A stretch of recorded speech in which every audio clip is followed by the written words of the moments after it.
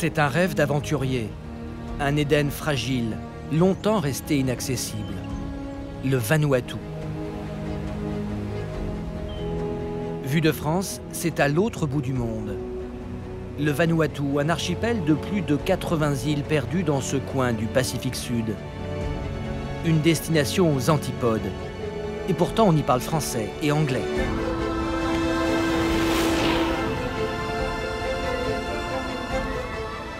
Ici se côtoient la mer, la terre et le feu. Avec cette lave qui bouillonne.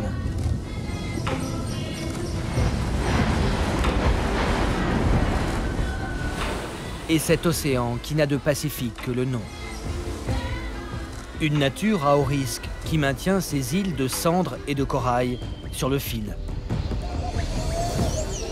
Ici vivent à peine 300 000 insulaires. Ils sont les héritiers de croyances magiques et d'anciens rituels cannibales.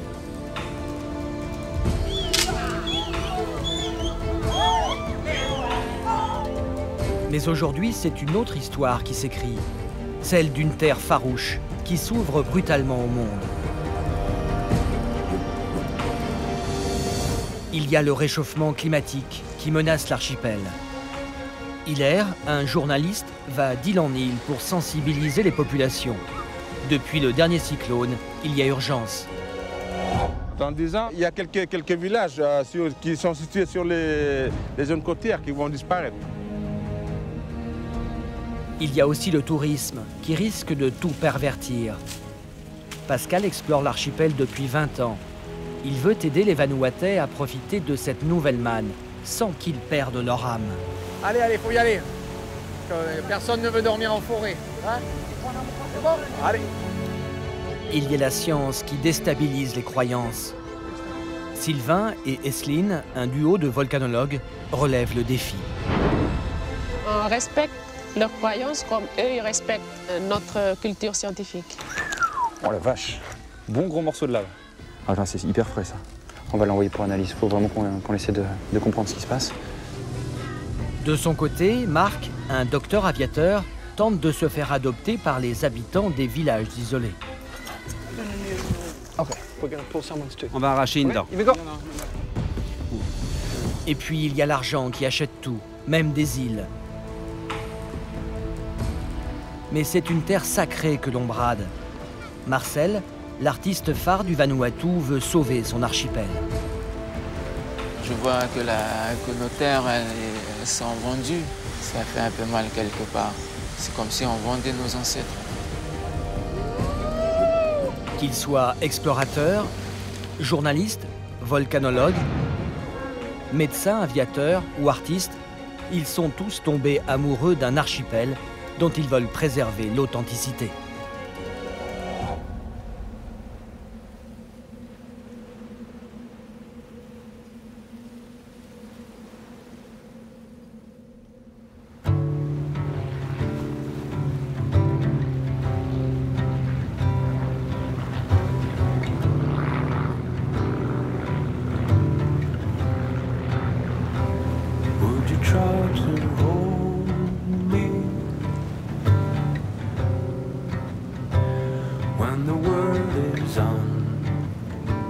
Avant de venir au Vanuatu, j'ai cherché dans les bibliothèques, à droite à gauche, des livres, j'ai rien trouvé, rien n'existait. Donc avec ma femme, on a acheté un billet, aller simple, et on s'est dit, allez, let's go, on y va. Pascal Guillet a posé ses valises dans ce bout du monde, il y a 20 ans. Pascal est un explorateur, sans cesse à la recherche des trésors cachés de cet archipel méconnu.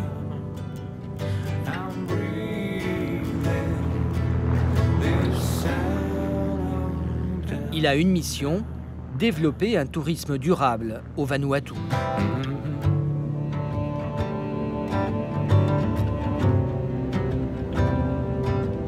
Je me sens encore comme un gamin excité, très curieux. Et c'est fabuleux tous les jours. J'apprends tous les jours. J'ai la chance d'aller à droite, à gauche et très souvent, je me retrouve dans des endroits où il n'y aura jamais eu aucun touriste. C'est un terrain de jeu extraordinaire. Aujourd'hui, Pascal part pour Gawa, une des îles les plus sauvages, au nord de l'archipel.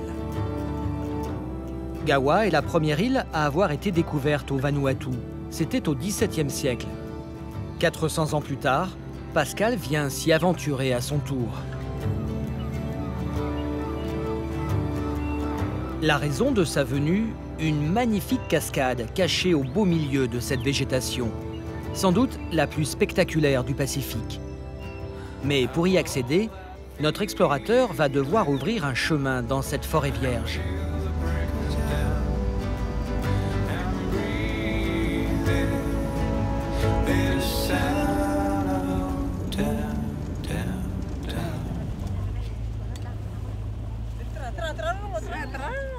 À Gawa, les avions sont rares.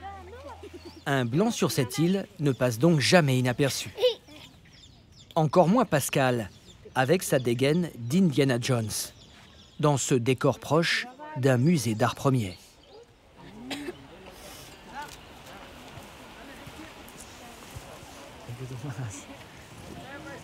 Ce matin, il vient recruter des habitants pour l'accompagner dans cette aventure.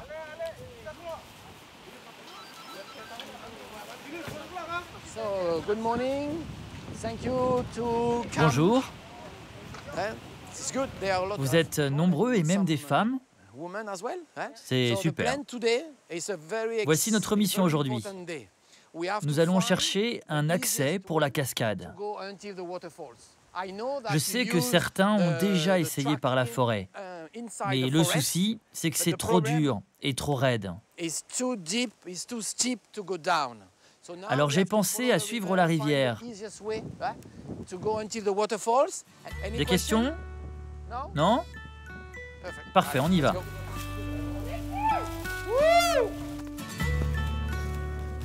C'est parti pour une immersion à 20 000 lieues sous les arbres.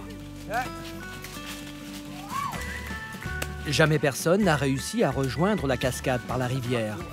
Seule une tête brûlée comme Pascal peut y croire.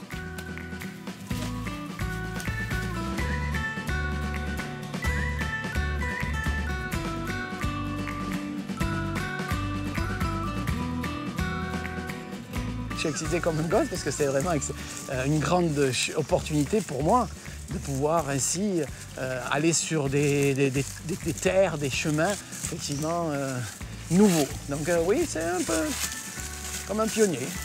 Nombreux sont ceux aujourd'hui qui vont aller à la cascade pour la première fois. Hein, c'est pour ça qu'ils sont aussi nombreux peut-être, mais ils sont excités également de découvrir leur propre île.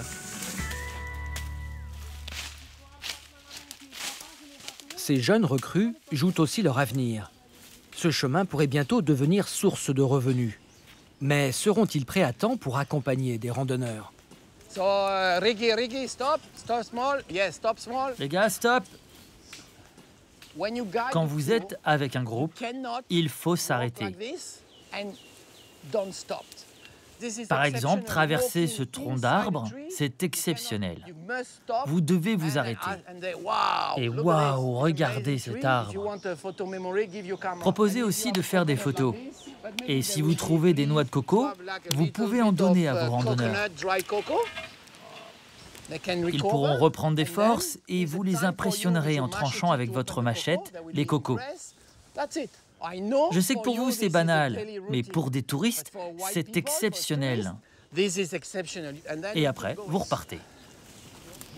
Pour beaucoup, guide, c'est marcher. Non, tout le monde sait marcher. Mais accompagner des touristes, c'est quand même là un métier. Ils vont le comprendre petit à petit.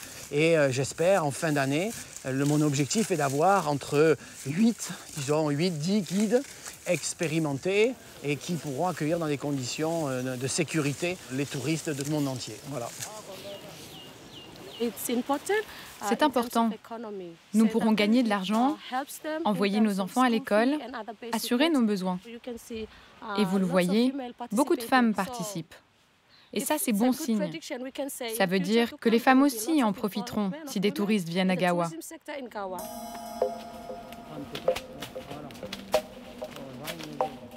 10 kilomètres parcourus déjà, et une forêt qui n'en finit pas de se refermer. Le seul moyen de progresser, c'est au son de la machette.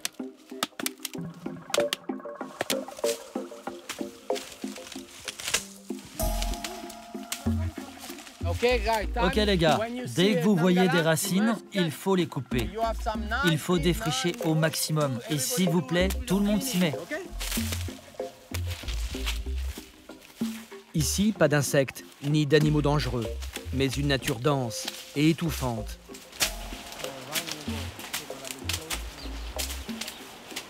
Après des heures de marche, la rivière est enfin en vue.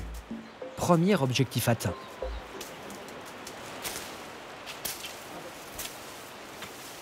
Mais il va falloir maintenant la traverser.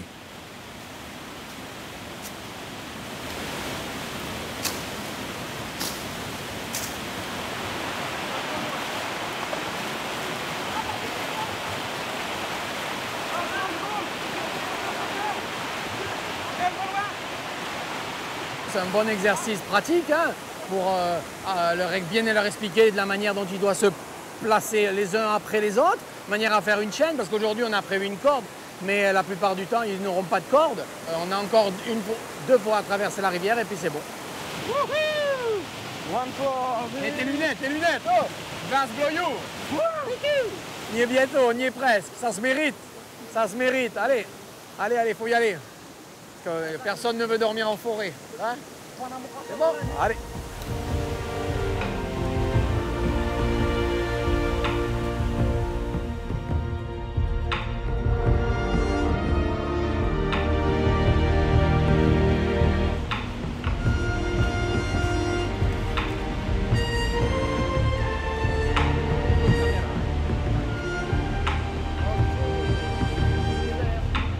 Pieds nus, sans corde, l'ascension se fait dans la douleur. Wouhou! Aïe! Avant, enfin... Ok, ça y est, on arrive. La récompense. Ouais. Ça y est, hey. Univers, wow! Let's go! 6 heures de marche auront été nécessaires. Pascal a réussi son pari.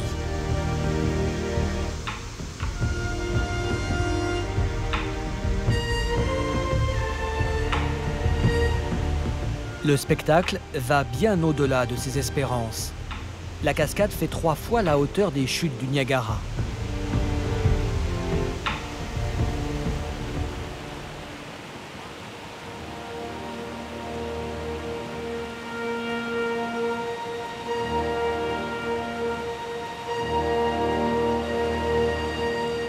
Quel spectacle! On va faire en sorte de travailler pour rendre plus accessible un plus grand nombre, de manière à pouvoir partager ces bijoux. Hein, Ricky? Wow.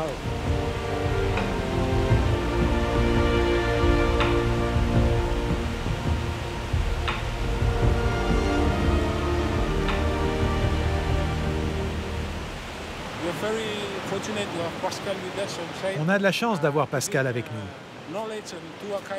Il nous aide et nous donne de bons tuyaux. On va essayer d'en retenir le meilleur.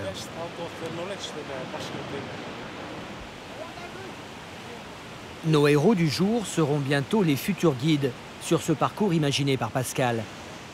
Mais pour accueillir les visiteurs, il reste encore beaucoup à faire. C'est la prochaine mission de notre explorateur.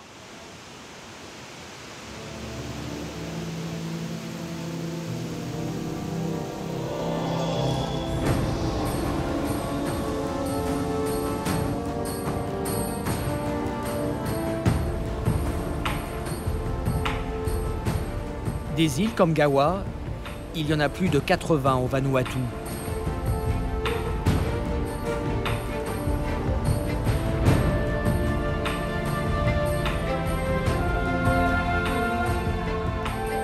Des îles paradisiaques, mais tout droit sorties de l'enfer. Ces côtes, ces reliefs, ont été redessinés par un cataclysme. C'était il y a 600 ans. Le Vanuatu est situé sur la ceinture de feu du Pacifique. 9 volcans au total. Ils sont parmi les plus actifs au monde.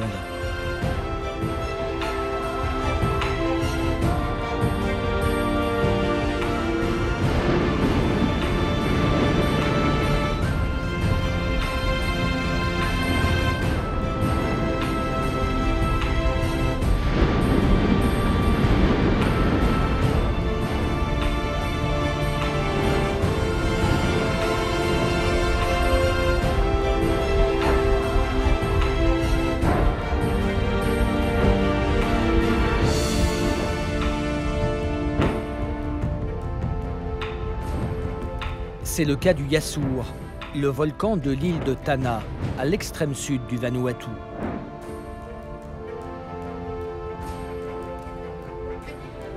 Dans la langue locale, Yasour signifie Dieu, celui qui serait à l'origine de cet archipel. Ce matin, 2 volcanologues s'apprêtent à affronter cette divinité. Sylvain est français, Esline, vanuataise.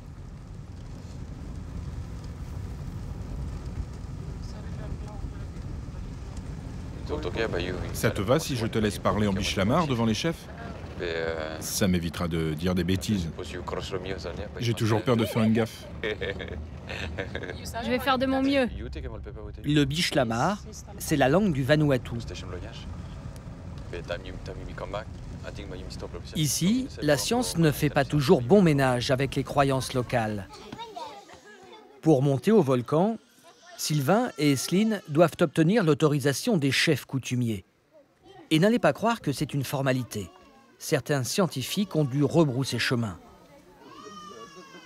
Pour les recevoir, les habitants ont mis leur tenue d'apparat. Depuis des années, on vient vous voir pour obtenir des informations sur le volcan. Maintenant, on pourrait envisager de tout faire à distance. On voudrait installer une caméra sur le cratère. Si vous nous donnez l'autorisation, bien sûr. Un peu comme l'autre appareil qu'on a installé là-haut et qui enregistre les éruptions volcaniques. Vous savez, il a ces grosses oreilles qui écoute tout et nous envoie les infos à la capitale. Comme ça, on pourra fixer les niveaux d'alerte. Vous vous rappelez, niveau 1, 2 ou 3? Plus on a de stations, mieux on pourra anticiper les éruptions. Vous voulez voir ce que je fais? Allez, venez voir, venez voir. Approchez, approchez. Nous, on est là. Vous voyez? C'est l'île de Tanna. Je vais marquer ce point-là. C'est notre île. Vous voulez appuyer dessus? Toi, vas-y, appuie. Vas-y. C'est ça? Vas-y. Ouais, ça y est. Ils sont toujours hyper intéressés, hyper curieux. Moi, je trouve ça vraiment génial. Et ils nous posent des questions sur les sciences, mais pourquoi ça et pourquoi, comment ça fonctionne? Alors, on essaie pas de simplifier, on essaie de leur expliquer comment le volcan il fonctionne, pourquoi il fait ça. Et là, ils trouvent une explication. Ils font ah ouais, je me rappelle, j'avais une vieille histoire d'un de mes ancêtres qui me disait que là, le volcan, il explosait tout le temps à cette période-là, pour cette raison-là. Donc, on essaie de recouper les informations entre la science et la culture et la coutume. Sylvain et Esline savent qu'il faut rester humble. Pour faire avancer la science, ils ont un atout. Leur amitié, elle remonte à 10 ans sur les bancs de la fac en France. Les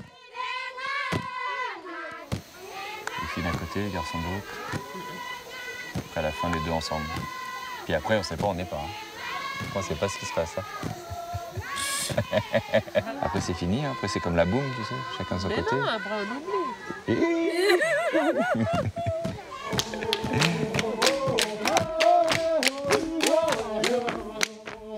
Les chefs n'ont pas encore donné leur autorisation. Il faut attendre la fin des danses.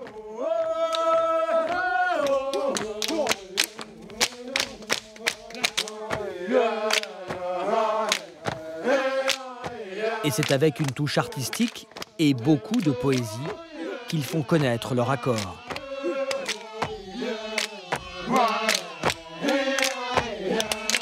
Vous avez une nouvelle scientifique, coutumière.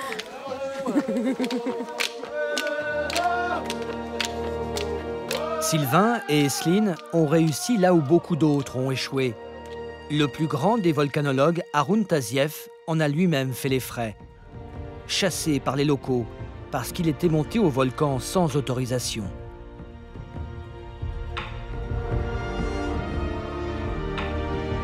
La route du volcan Yasour est désormais ouverte.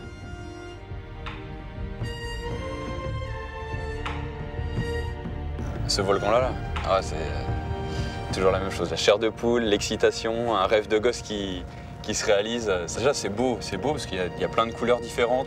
Il est superbement bien dessiné. C'est un des plus beaux volcans au monde. Grosse activité, plein d'explosions. Moi, je suis comme un gosse. Voici le décor dans lequel nos scientifiques vont devoir opérer. Le sol ici est miné par des bombes, ces roches de lave rejetées par le volcan. C'est constellé de bombes. Juste ici, là, c'est constellé de bombes en fait. Et c'est des bombes fraîches, on le voit, elles sont noires, elles sont toutes fraîches celles-ci. Là, c'est des grosses bombes, c'est des gros morceaux de lave qui sont éjectés lors des explosions et qui retombent. Et là, vous en avez une, bon, celle-ci elle est un peu ancienne, mais bon, vous pouvez voir à peu près la taille des bombes. Hein. Et même plus petit, ça peut tuer des gens. C'est chaud surtout, donc c'est entre 800 et 1000 degrés quand ça atterrit ici. Donc bon, l'air est un bon isolant, mais si vous vous trouvez à peu près à 1 mètre de la bombe, c'est arrivé en septembre 2009. Il y a un touriste qui avait un pantalon en nylon en fait. Et donc le pantalon en nylon a pris feu et donc la personne est morte suite à ces brûlures. Sylvain et Esseline vont tenter d'installer une caméra sur le cratère pour garder le volcan sous surveillance. C'est une première. Mais la mission se révèle délicate. Il va falloir faire vite. On va être obligé de travailler avec les masques à gaz et le casque. En fait, il y a trop de fumée, il y a trop de gaz. C'est pas les meilleures conditions pour travailler aujourd'hui. Mais si c'est trop bouché, on va être obligé d'attendre que ça se dégage plus. Le temps joue contre nos scientifiques. L'air est irrespirable. Difficile dans ces conditions de trouver le bon emplacement. Ce serait bien de filmer l'intérieur du cratère, mais peut-être qu'on pourrait avoir une meilleure vue d'ensemble depuis le point là-bas. Ok. D'ici, j'aime bien la perspective. On voit bien les explosions. Par contre, on ne voit pas bien l'ensemble du site.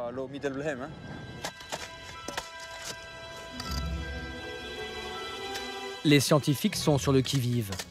Le cratère est à seulement quelques mètres sous leurs pieds. Et les explosions se font de plus en plus régulières. Voilà, comme ça. Ouh, attention, il est bien actif là.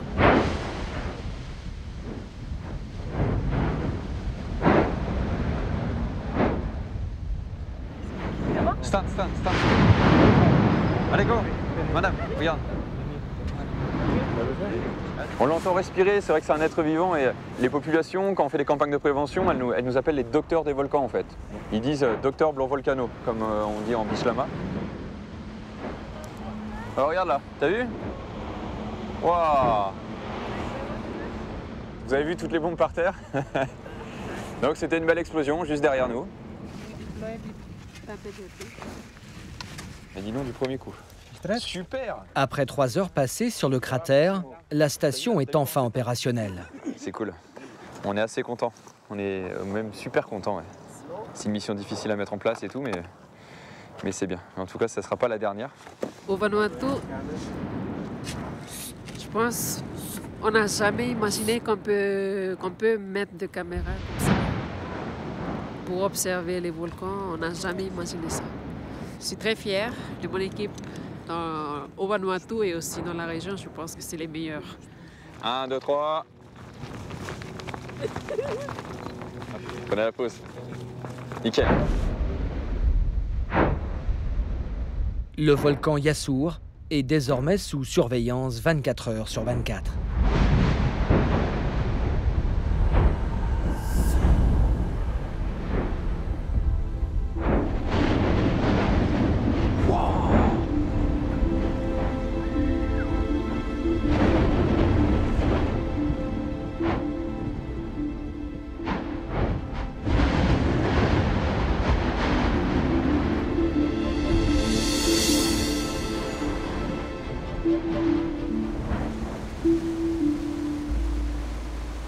La nature ici est déchaînée.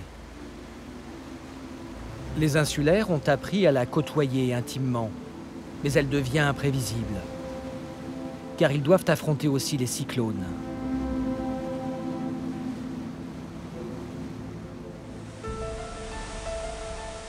Le 13 mars 2015, un monstre de vent et de pluie s'abat sur le Vanuatu.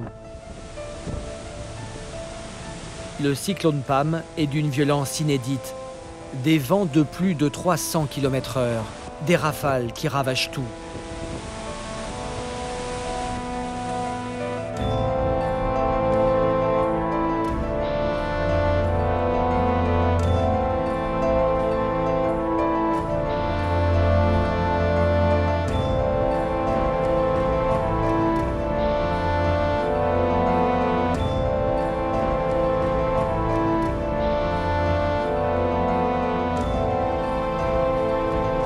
11 morts. Un bilan étonnamment contenu au regard de la force des éléments.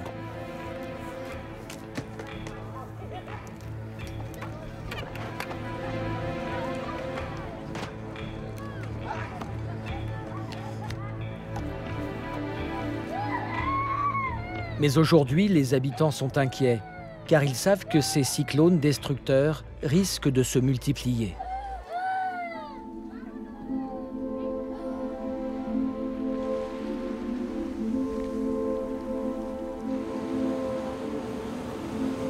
La mer aussi ne leur laisse aucun répit.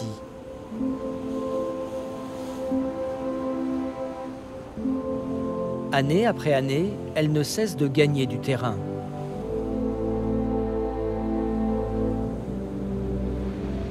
Sorties des entrailles des volcans, les îles du Vanuatu sont en sursis. Éruptions, séismes. La nature redessine à l'envi ces morceaux de terre. Résultat, l'archipel s'enfonce d'1 centimètre par an. Les insulaires sont désormais à la merci de l'océan.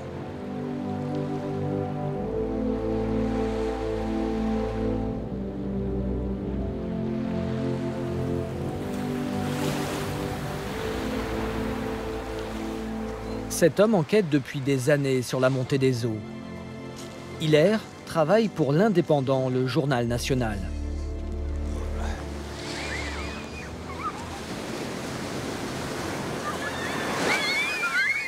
Au fil de ses reportages, ce journaliste engagé tisse la chronique d'un archipel qui prend l'eau.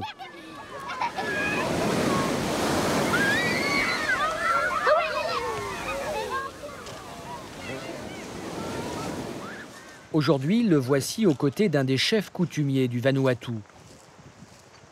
Ce dernier veut montrer à Hilaire les ravages de l'érosion sur l'une des côtes les plus touchées de l'archipel. Regarde-moi ça. Il y avait du sable jusque-là. En même pas 6 mois, l'eau a inondé toute la plage. C'est catastrophique. Même ces arbres, ils n'ont pas résisté. C'est dingue. Tous les arbres sont tombés. Le sable a disparu. Et ce n'est qu'un début.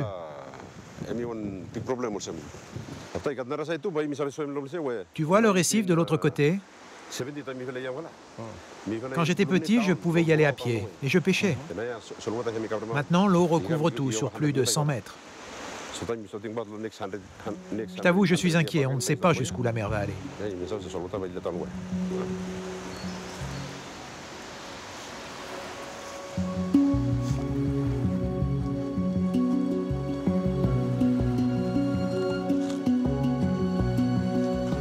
Pas très loin, c'est un autre naufrage bien plus inquiétant dont va être témoin Hilaire.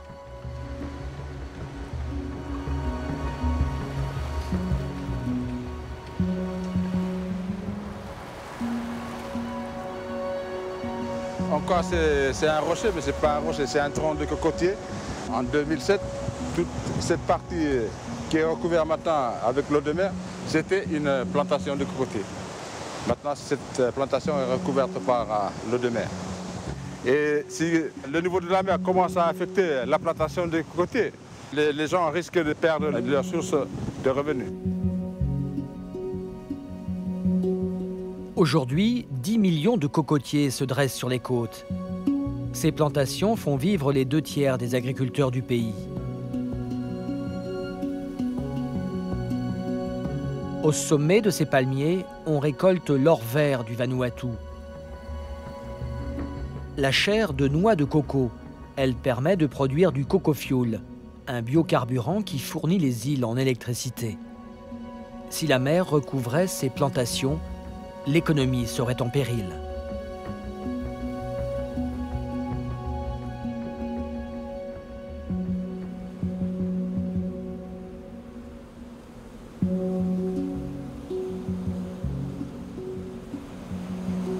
Avec l'érosion, un autre fléau s'invite sur ces plages, le réchauffement climatique.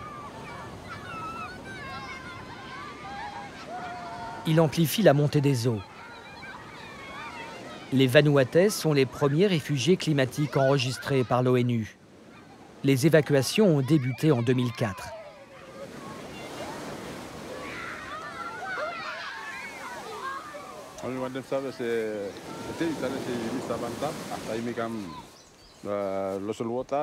Et tu peux me dire, qu'est-ce que ça change pour toi dans ton quotidien?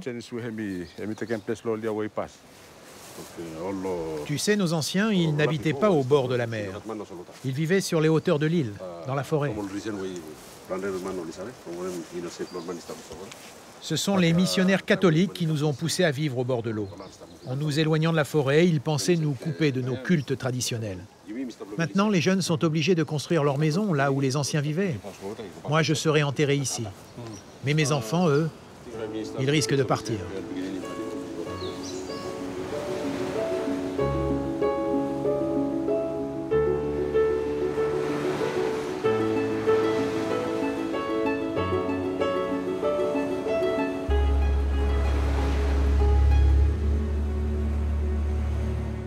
Bien qu'ils soient insulaires, les Vanuatais ne sont pas un peuple tourné vers la mer.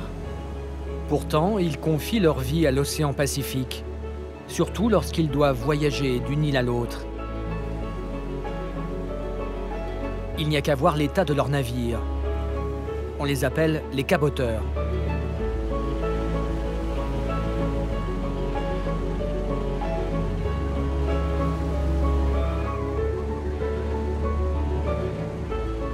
Sans eux, impossible de ravitailler les îles de l'archipel, isolées et éloignées les unes des autres.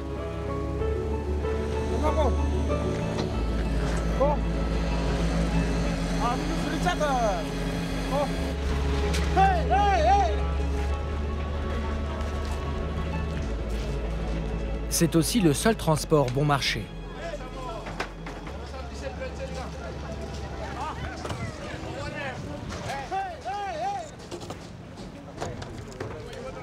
Hilaire est sur le point d'embarquer pour un nouveau reportage. Mais l'état des bateaux lui fait froid dans le dos. Le port a des allures de cimetière d'épaves. Partout ailleurs, des bateaux comme celui-là seraient interdits à la navigation. Pourquoi vous les laissez partir en mer? Ben non, les bateaux que tu vois là, ils reviennent du chantier naval. On inspecte tout et s'ils sont conformes à la loi du Vanuatu, on les laisse naviguer.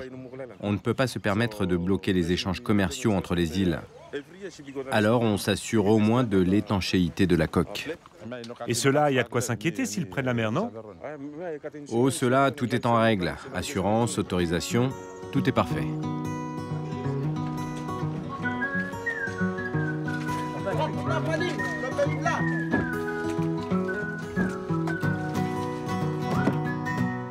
D'après le capitaine, c'est le dernier chargement et puis on va pouvoir quitter enfin le port de Bougainville après 4 heures d'attente. Comme on dit chez nous, c'est Vanuatu Time. Le Vanuatu Time, un concentré d'exotisme et d'imprévu.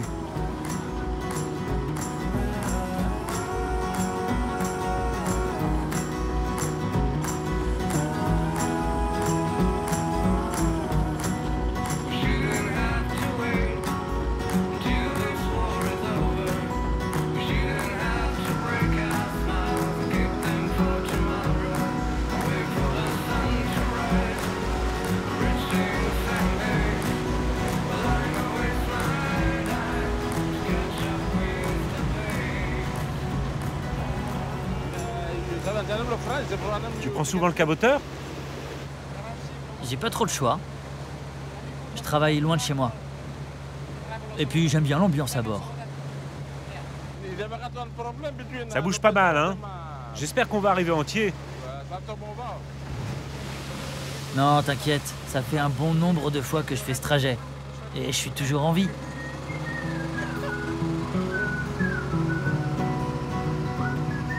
L'été dernier, un caboteur a fait naufrage. 37 personnes à son bord.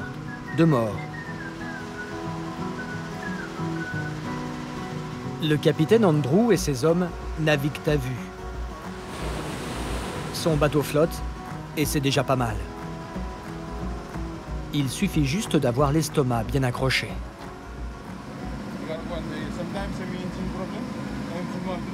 Parfois, on a des problèmes mécaniques quand on est trop chargé. Une fois, le bateau a même pris feu en pleine mer sur ce trajet. Des passagers ont sauté à l'eau. Mais on a réussi à éteindre l'incendie. La mer était très agitée, on a dû avoir une surchauffe des moteurs. Souvent, on n'est pas loin de chavirer. Mais il ne faut pas avoir peur. C'est vrai qu'on a une mer bien formée aujourd'hui.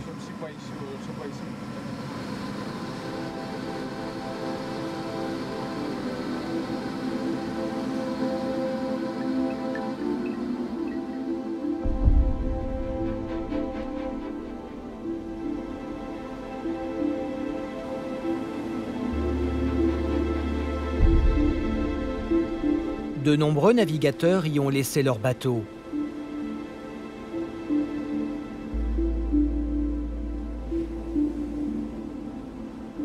Même le plus illustre, James Cook, a failli faire naufrage sur ce récif en 1774. Il porte aujourd'hui son nom.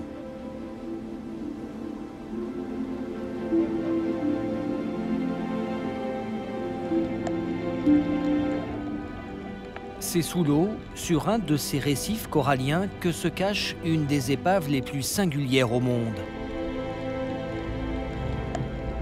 Le Coolidge.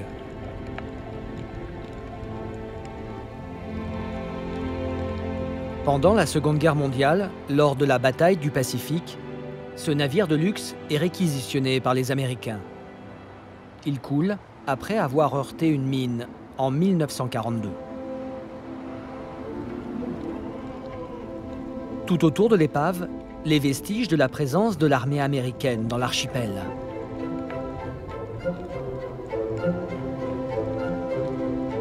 Le Vanuatu sert alors de base arrière contre les Japonais. Le paquebot de 200 mètres de long est visible dès 20 mètres de profondeur.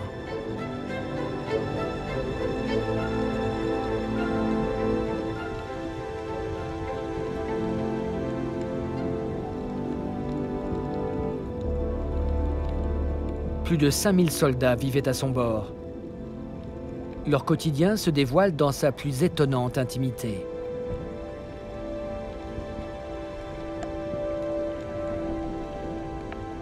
Mais le plus émouvant, c'est cette statue en porcelaine, intacte.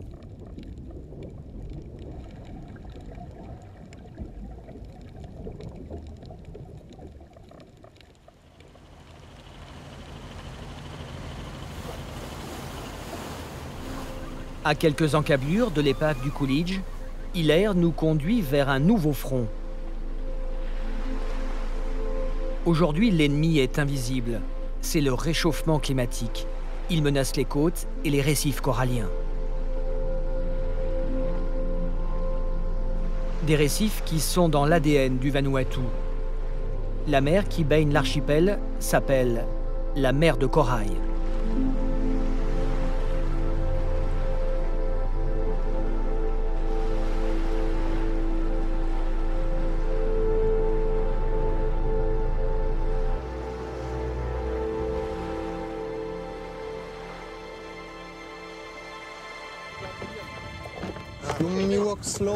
Alors on y va lentement. Chacun se concentre sur un seul périmètre. Et après, vous remontez pour entrer les points GPS. Donc, vous me regardez bien. Et dès que je vous fais signe d'arrêter, on remonte. Hilaire s'apprête à assister à une guerre sous-marine, menée par un biologiste français, Pascal Dumas.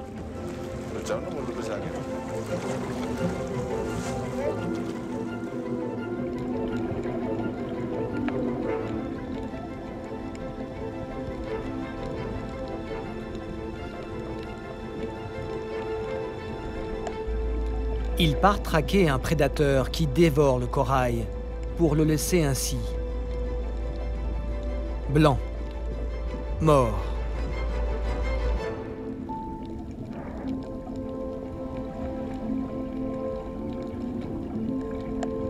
Ce prédateur, le voici. L'acanthaster. Une étoile de mer insatiable. Elle ne laisse aucune chance au corail. Dernière victime en date, et non des moindres, la Grande Barrière en Australie. Il y a donc urgence. Pour comprendre l'acanthaster, notre biologiste doit capturer quelques spécimens. Chaque geste est millimétré, car en cas de stress, la bête peut libérer ses œufs jusqu'à 60 millions de larves.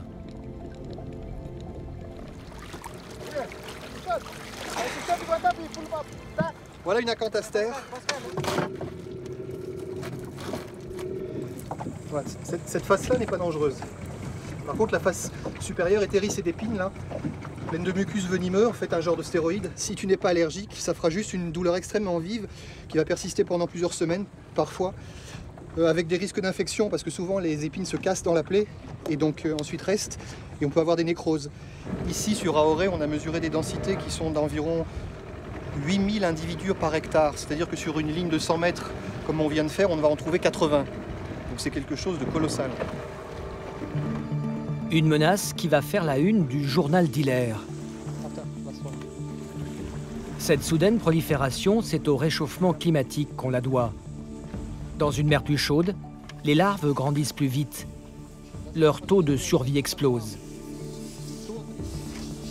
Jelly, 650. 650. Okay. Du coup, les coraux sont asphyxiés. Et la faune sous-marine qu'ils abritent, dévastée. Elles ont tout pour effrayer. C'est presque extraterrestre en fait. On s'est même rendu compte que si on les coupe en deux, il y a presque 75% de chances qu'au moins une des deux parties se régénère. D'ailleurs, c'était une des erreurs qu'ont fait certains pays au début dans les premiers temps de la lutte contre les acanthastères. Ils les sortaient de l'eau, ils les coupaient en deux, ils les rejetaient. Et ils se sont aperçus qu'en fait, ça risquait de doubler la population. Donc oui, elles ont des capacités de régénération extrêmement importantes. En fait, pour simplifier, ces animaux-là sont des machines à manger et à se reproduire. Contre ce Godzilla sous-marin, Australiens et Japonais ont tout tenté, sans succès. Notre équipe franco-vanuataise, elle, a trouvé un zeste de solution miracle. Pascal, tu peux nous expliquer qu'est-ce que tu fais? C'est ta préparation, ta recette, ta nouvelle recette. Ma recette de cuisine, là je suis en train de découper des citrons. On va récupérer leur jus, le filtrer et s'en servir pour l'injecter dans les acanthastères afin de les éliminer. Et donc après pas mal de tests, on a développé ce système avec du jus de citron et du vinaigre qui est efficace dans 100% des cas en fait et qui est totalement non nocif pour l'environnement. Ça a de l'effet tout de suite quand tu les injectes? Non, il faut un certain moment en fait. Elles sont mortes après à peu près une vingtaine d'heures. Au bout d'une dizaine d'heures, elles commencent déjà à se sentir mal. On s'aperçoit qu'il y a déjà des nécroses qui apparaissent sur les membres. Elles perdent des bras et au bout d'une vingtaine d'heures, elles sont complètement mortes.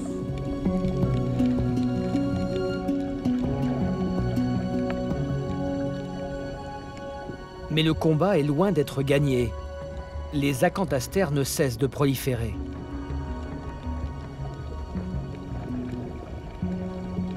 Cette opération, il faudrait la répéter sur chaque bout de corail. Une mission titanesque.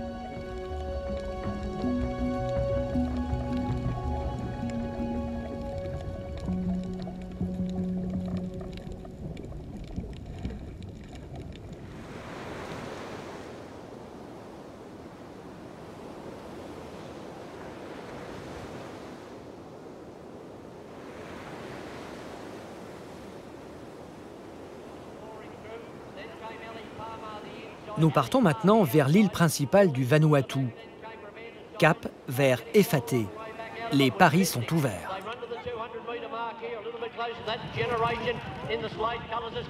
Voici une autre facette du Vanuatu. Un héritage des anciens colons. Anglais et Français se sont partagés le pays jusqu'en 1980. Le Vanuatu galope libre depuis seulement 30 ans. Nous retrouvons Pascal, notre explorateur, et sa femme Véronique. Cette course hippique, c'est l'un des événements mondains de l'année. Côté anglophone, les colons anglais ont cédé la place aux expatriés australiens. Le jour de la course, il y a deux tentes qui ne se mélangent pas. Ici, c'est la tente des Français. Les Français ne s'habillent pas pour cette occasion. Les Australiens et les Néo-Zélandais, eux, jouent le jeu. C'est-à-dire qu'il y a un concours de robe, concours de chapeau, le plus beau couple. Les Français ne sont pas dans cette dynamique. Il y a même des résidents qui vont jusqu'en Australie, retournent pour aller chercher des chapeaux parce que d'une année sur l'autre, il ne faut pas mettre le même chapeau. Voilà. On va voir Dimitri, on va voir Dimitri. Viens, on va voir avec le copain. Dimitri, leur fils de 17 ans, participe à la course. Lui a la nationalité vanuataise. Il a grandi ici. Il est tendu, je ne l'ai pas vu souvent comme ça. Normal, hein? C'est normal, c'est la première fois qu'il participe à une course hippique. Il a l'habitude de faire du cheval depuis l'âge de 4 ans, mais là c'est un autre monde. Hein. Je pense que ce soir il sera différent. Il aura appris quelque chose. Romeo, body bump. Here we go, here we go. Top départ pour Dimitri. Mais très vite, notre apprenti jockey est distancé. Je le vois pas.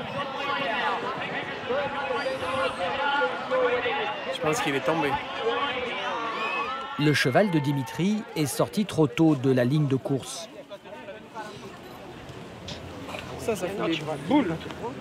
T'as pris un bon départ, hein? Ah, c'était magnifique. Il a bien fait dans la sortie du virage, il était devant. J'ai vu la banque. J'ai flippé grave, oui.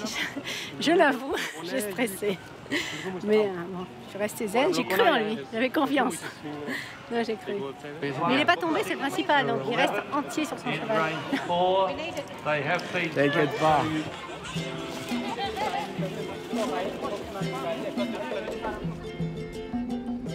Cette course hippique a lieu à Port Vila, la capitale du Vanuatu. 50 000 habitants. Un des rares endroits de l'archipel où l'on voit des routes et du béton. En 10 ans, Port Vila est devenu une station balnéaire à la mode. Ici, pas d'impôt sur le revenu, aucune transparence fiscale. Un paradis offshore où l'on croise beaucoup d'étrangers.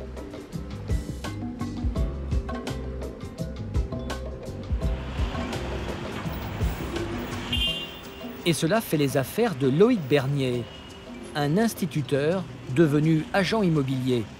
Il habite ici depuis 25 ans.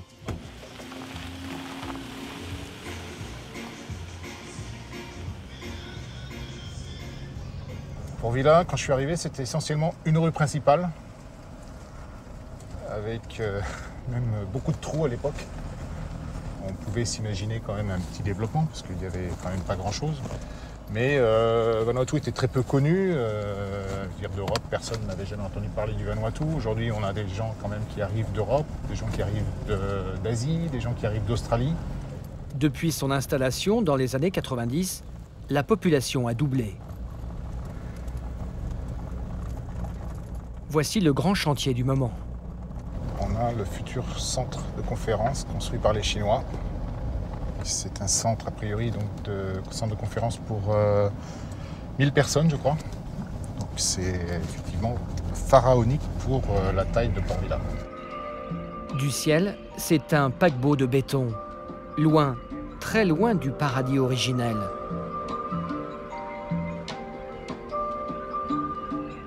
Aujourd'hui, sur Efate, l'île principale du Vanuatu, 90% du littoral est privatisé.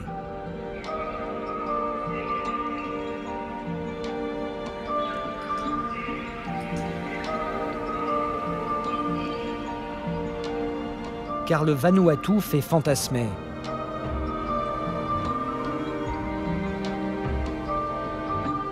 Des étrangers en quête de nature.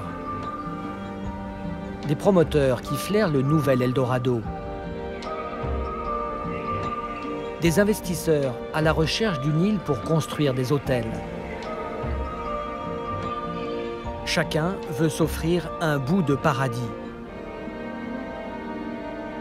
Pour eux, Loïc prospecte dans tout l'archipel.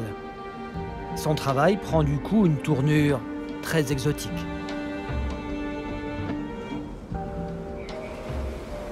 Nous prenons la direction de Santo, une île loin de la capitale, riche en espaces vierges.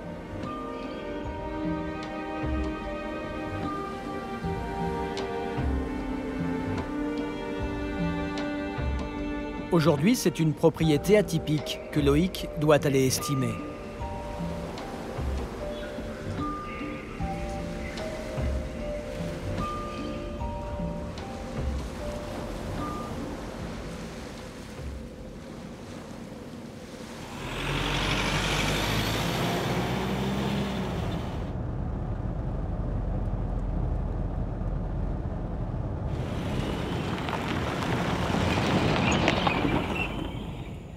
« 6000 hectares de terrain, une cocoterie, une plage de 3 km, un vrai caprice de milliardaire.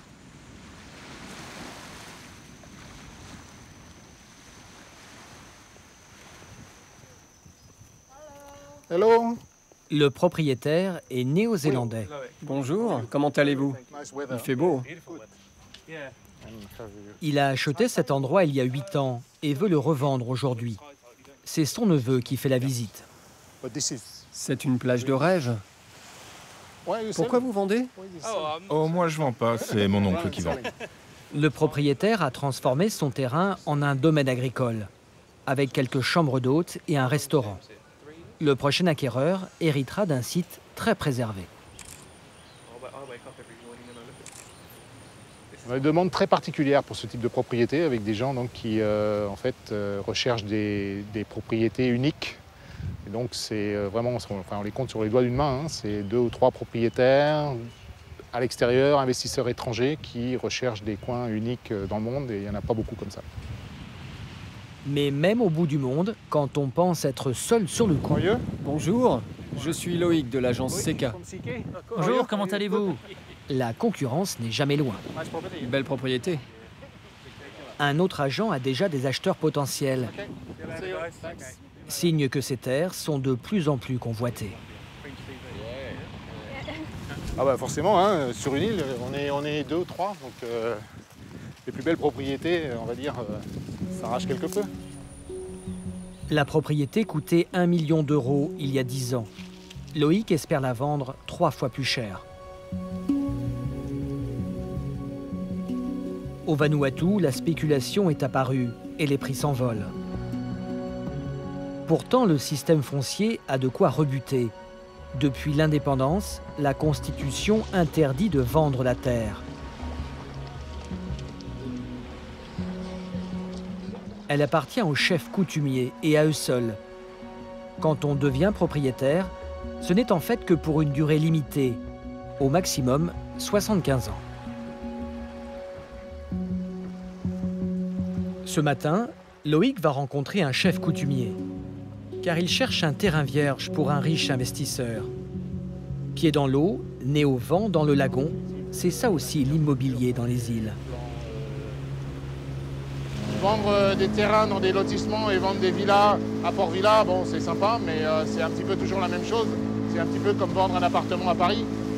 Vendre des îles ou vendre des grandes propriétés agricoles, c'est quand même quelque chose de plus sympa. D'abord on visite, on discute, c'est très enrichissant.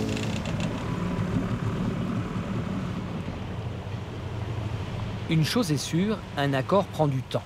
Impossible d'ignorer le protocole local. Ce que l'on appelle ici la coutume. Vous parlez français? Un peu. Je parle un peu bichlama. Moi, je m'appelle Ben. Moi, c'est Loïc.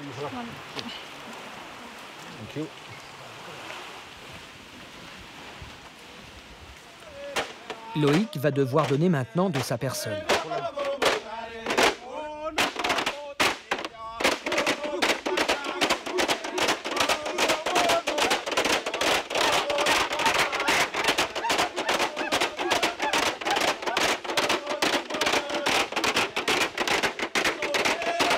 On travaille avec eux, donc voilà, on suit leurs coutumes.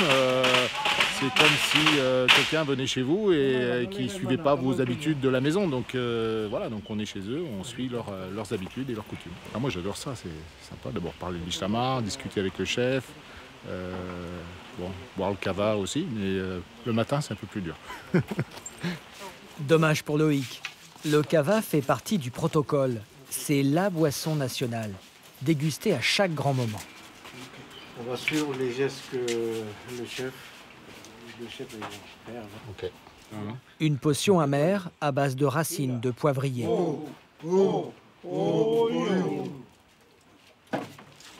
Le cava se boit d'un trait. Les affaires peuvent enfin commencer. L'îlot qui intéresse Loïc est juste en face. L'homme en tenue jaune, c'est Paul, le chef coutumier, le propriétaire à vie de cette petite île. Si quelqu'un s'installe ici, Paul gardera un droit de regard.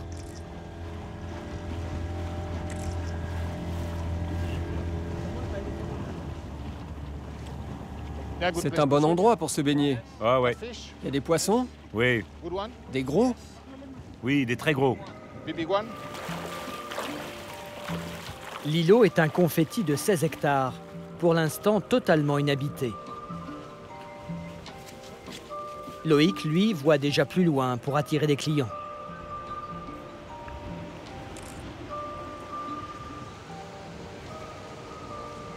Les premiers critères, c'est d'abord une belle plage de sable blanc. Une île sans plage, il y a peu d'intérêt.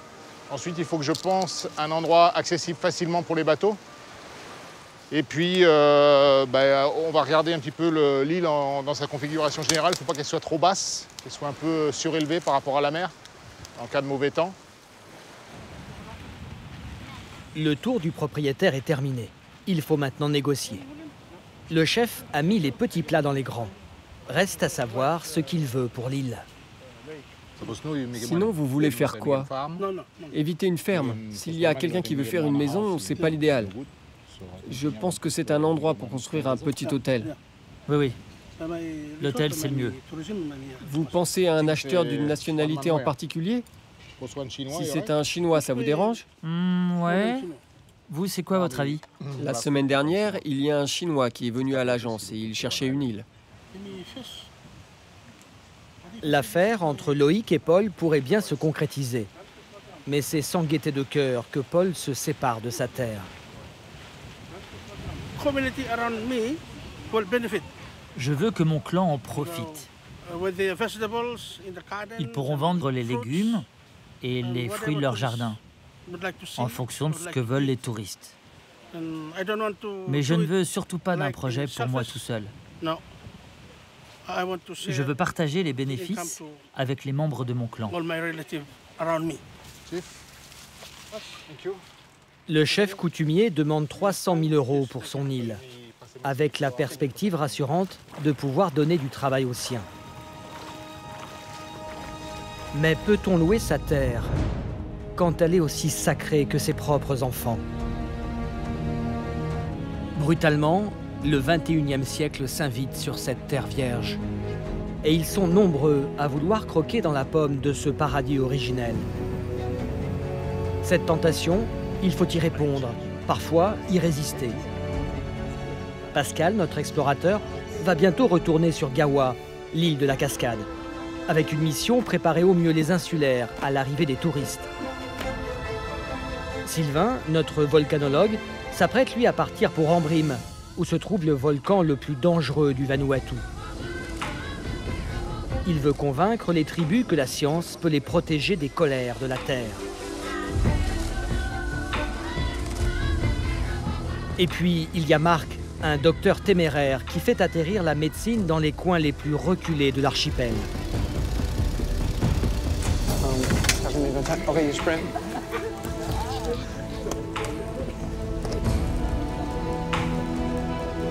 Des Vanuatais, eux, se battent déjà pour préserver leur identité.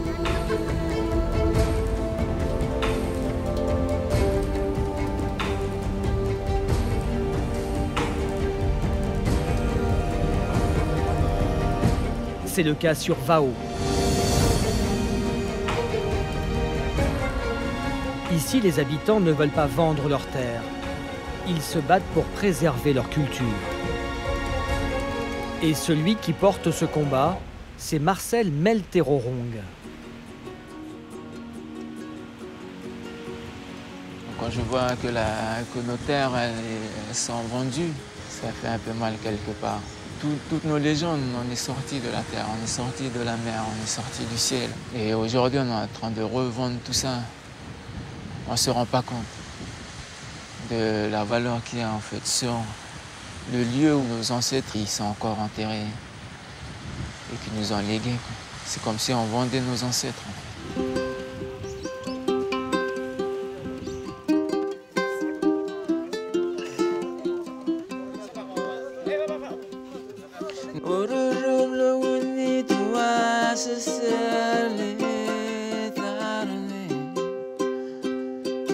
Marcel est une star au Vanuatu et dans tout le Pacifique Sud. Musicien, conteur et écrivain, il vit à Port Vila, la capitale, mais ses racines sont ici. Il est originaire de Vao, l'île de ses ancêtres.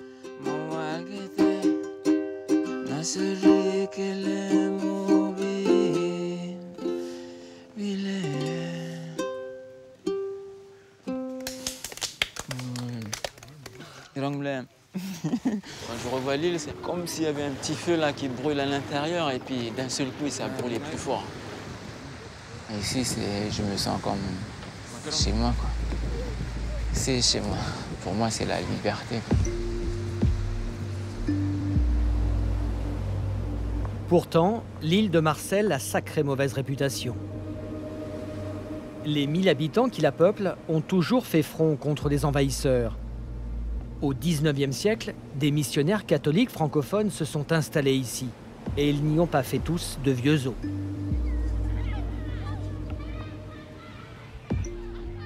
Voilà le sort que les habitants auraient réservé à l'un d'entre eux, le père Vidil. L'histoire a dit qu'on l'a empoisonné et qu'après, on n'a plus retrouvé sa tête. L'histoire a dit que les chefs ils l'ont partagé et ils ont mangé chacun un morceau. Dans l'histoire, on dit aussi qu'il y avait mon grand-père. Un grand-père cannibale. C'est cela aussi les racines de Marcel. Dans l'île, un lieu symbolise ses origines, cette clairière que l'on appelle le Nassara.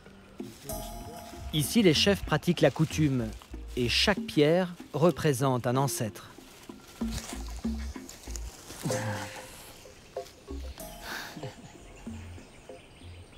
Alors là, je suis assis sur le... C'est mon ancêtre en fait, Melterorong.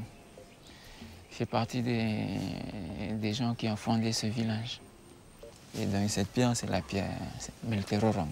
On l'appelle Melterorong. C'est moi en fait, c'est ça. Voilà. La culture vanuataise, je pense qu'elle fascine dans le sens où elle a gardé sa primitivité. Quelque chose d'un peu authentique, de vrai. De vrai. Notre coutume, elle est vraie. Notre magie, elle est vraie. C'est pas que dans les musées, dans une vitrine, sur photo, que c'est toujours là, et que c'est encore vivant. C'est encore vivant.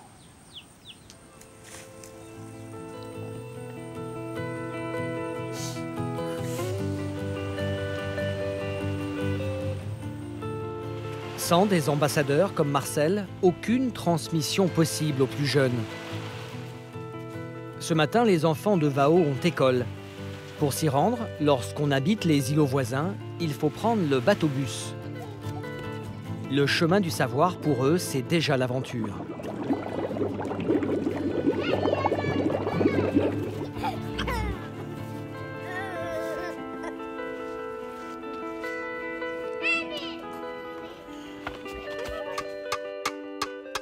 Juliette est l'institutrice de cette classe du bout du monde. Avancez les enfants. Asseyez-vous sur les nattes. Notre Père qui est aux cieux, que ton nom soit sanctifié. L'école est catholique et francophone. Lointain héritage des missionnaires.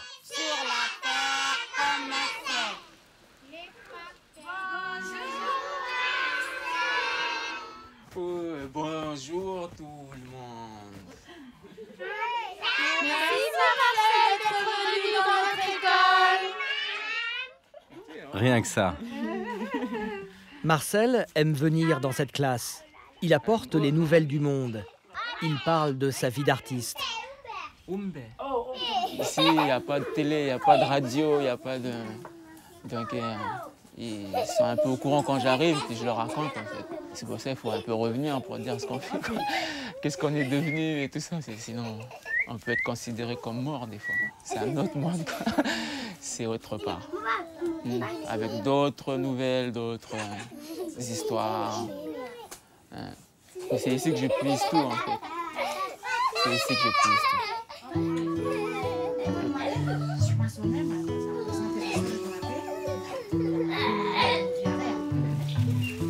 Ce matin, c'est lui qui sera l'instituteur.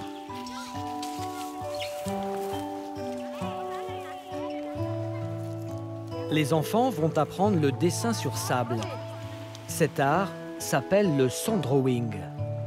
C'est très sérieux. C'est une partie de l'identité du Vanuatu. Un savoir ancestral, inscrit au patrimoine de l'UNESCO. Marcel est l'un des derniers à en connaître les secrets. Le sanddrawing, avant, les vieux, ils utilisaient pour faire passer un message. Par exemple, si je vais dans la maison à Noé, et Noé, il n'est pas là, devant la porte, devant la maison de Noé, je peux trouver ça.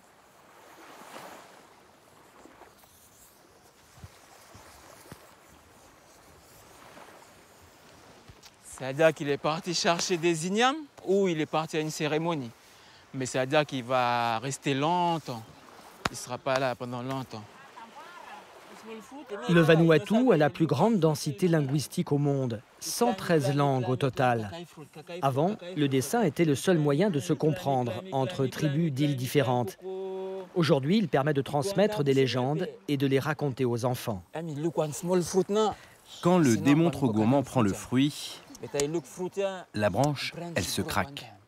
Quand la branche craque, le démon tombe. Il tombe, il tombe, il tombe. Il tombe sur toutes les branches où il est passé. Quand il arrive à terre, il se brise en 1000 morceaux.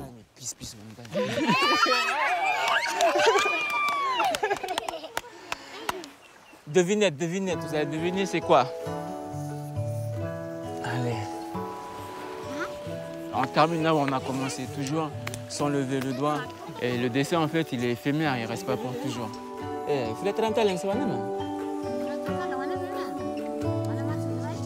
Celui qui dessine, il est obligé d'être stable, de ne pas vaciller d'un côté ou d'un autre. Il faut être en paix un peu avec nous-mêmes.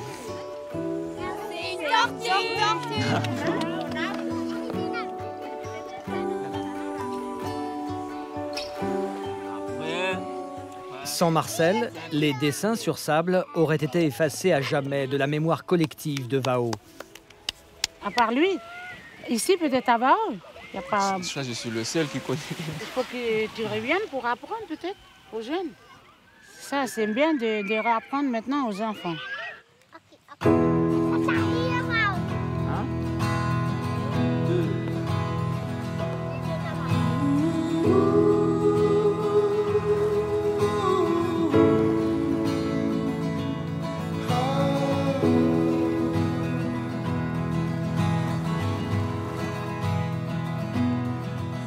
Quand le Vanuatu s'ouvre au monde, c'est toute son identité qui vacille. Marcel lui résiste. L'ouverture ne fera pas table rase du passé. Être Vanuatu aujourd'hui, on ne sait pas trop. On a essayé de chercher une combinaison. Nous, on est cette génération, on est entre les deux là, où il y a une modernité qui court à fond. Et il y a cette tradition qui marche lentement, qui est au rythme des îles, quoi. Doucement, doucement. Et voilà, on est à la croisée. On est cette génération qui pourra faire le lien ou pas. Peut-être que nos enfants, ça sera plus pareil.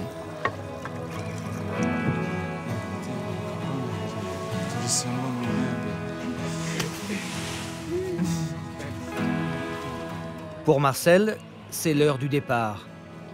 L'heure de refermer cette parenthèse hors du temps.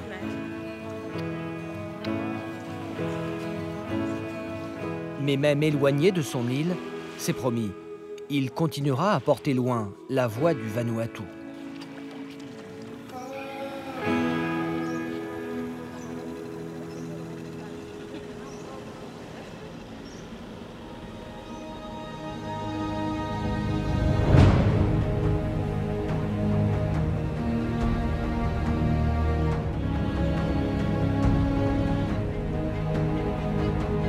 Dans ce décor fragile, notre monde moderne continue de s'engouffrer, à plein régime. 3 fois par semaine, à 6h30 du matin, un paquebot australien accoste dans la baie de Port Vila. Ceux qui débarquent ne sont plus des missionnaires ou des colons. Ce sont ces simples nu-pieds.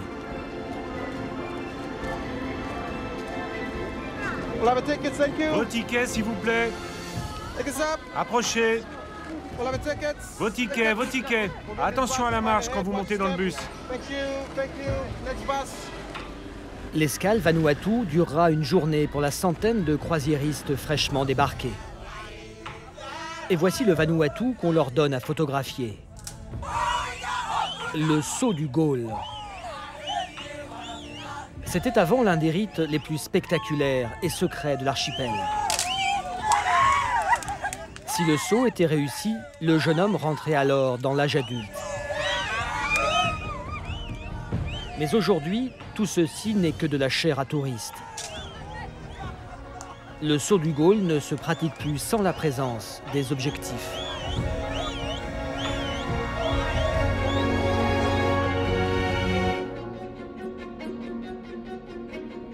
Gawa, l'île de la cascade, reste à l'écart de cette frénésie. Mais pour combien de temps encore? Pascal, notre explorateur, est l'un des rares à miser sur un tourisme durable, pour éviter au Vanuatu de vendre son âme. Quelques mois se sont écoulés depuis sa venue. Hier, il ouvrait un chemin vers la cascade. Aujourd'hui, il vient épauler les locaux pour accueillir les premiers voyageurs. Morning, Maureen. Ça va, Maureen? Au revoir. Eh, ça y est, ça prend forme. Ça y est, c'est bien. Petit à petit, allez, viens, on va voir tout ça. Super. Ok. C'est bien d'avoir décalé comme je t'avais proposé. Et tu as bien dégagé la vue aussi. Comme je t'ai expliqué, les touristes, ils viennent tous pour voir la mer. Hein. Puis c'est bien tous les cailloux, voilà. Hein, parce que tu sais que le ciment, moi, j'aime pas ça. Hein. 3 gîtes sont ici en construction. Pascal s'improvise chef de chantier. Pour l'aider, Olivette et Jimmy, 2 jeunes qui étaient à ses côtés lors du trek à la cascade. Mobile, c'est Mac. Yes. Yes. Et donc tu fais la salle de bain derrière, hein, Maureen? La salle de bain sera là. Tu mets pas du carrelage par terre. Hein? Non. Non. J'ai des parquets en bambou. Voilà, parfait. Parfait. Comme tu avais pris, pour ici, tu mets que du bois, tu m'avais dit. Hein, oui. Ce qu'on avait prévu. C'est bien. Tu as bien travaillé. Hein. Waouh, quel changement.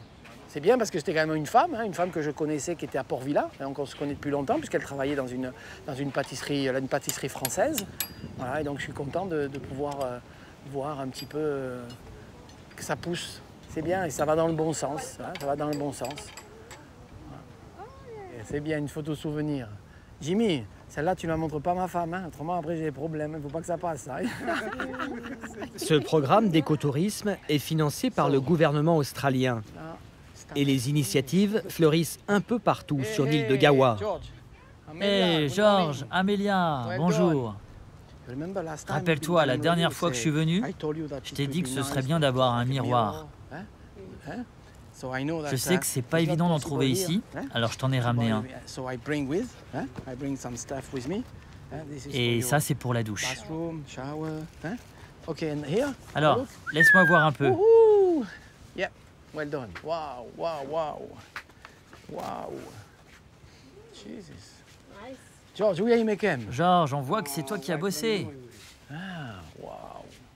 Rien à voir avec avant. Surtout, t'arrêtes pas. Vous avez fait quelque chose d'unique. C'est un salon 100% naturel. Hein, Olivette? T'as déjà vu ça quelque part? Non, je n'ai jamais vu ça. Très bien. Alors maintenant, la prochaine étape, c'est les toilettes et la douche. Georges, ce serait bien de faire la même chose ici. En bambou, natangura, comme tu veux, mais plus de béton.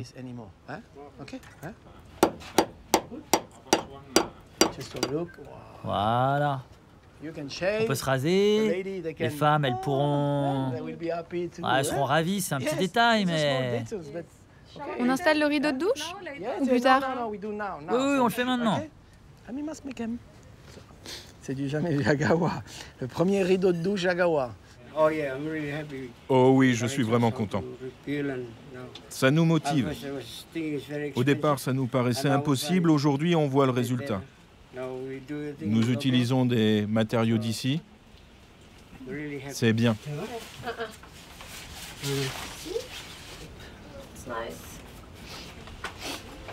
Ok. Sur l'île de Gawa, on fait le pari d'un tourisme durable. Ouvrir un gîte, devenir guide, chacun veut tenter sa chance.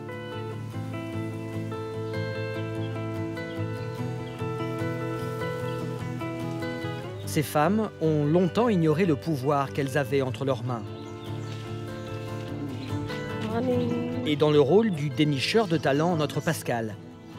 Il est un des premiers à avoir percé leur secret.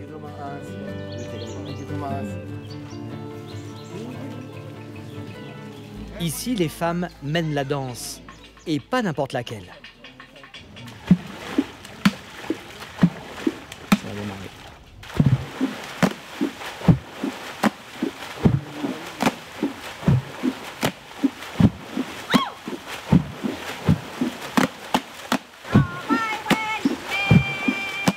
Ces femmes se font appeler les water music. On dit qu'elles font chanter la mer. Elles composent des rythmes à la main, comme on bat son linge. Elles étaient loin d'imaginer en tirer un revenu.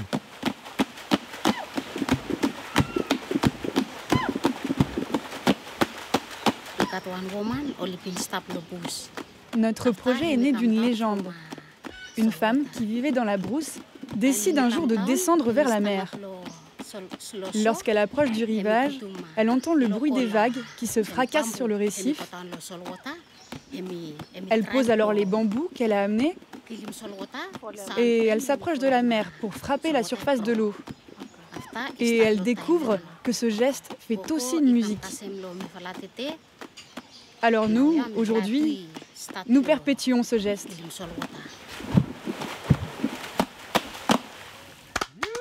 Avec le coach Pascal, les femmes se préparent à la venue des touristes. Le chant d'après parle du vol d'un dragon. Et maintenant, tu pourrais ajouter que les touristes sont les bienvenus s'ils veulent essayer avec les femmes dans l'eau. Et surtout, regarde bien ton groupe en face. Et à la fin du spectacle, vous pourrez vous mettre à l'eau et voir que ce n'est pas si facile.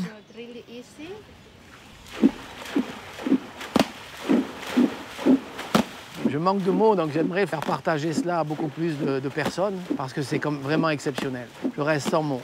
C'est difficile de mettre une émotion, des paroles quand on assiste dans ce cadre-là, avec les cocotiers, le lagon derrière.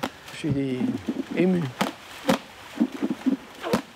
Avec ces partitions sur l'eau, les femmes gagnent en liberté, comme une forme d'émancipation.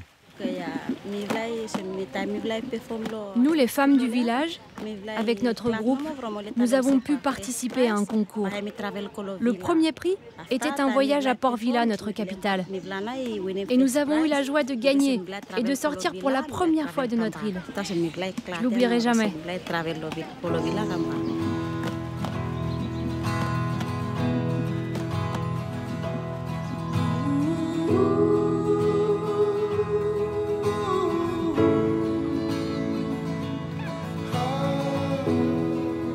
Le pari n'est pas simple. Les insulaires voudraient profiter de la nouvelle manne du tourisme, mais sans trahir leur culture. Pascal se retrouve au cœur de ce dilemme.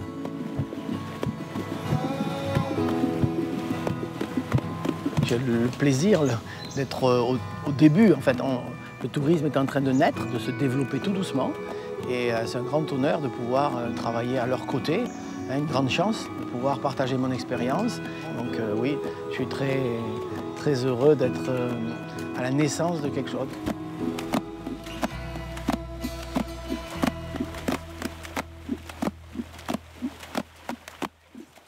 À quelques kilomètres de là.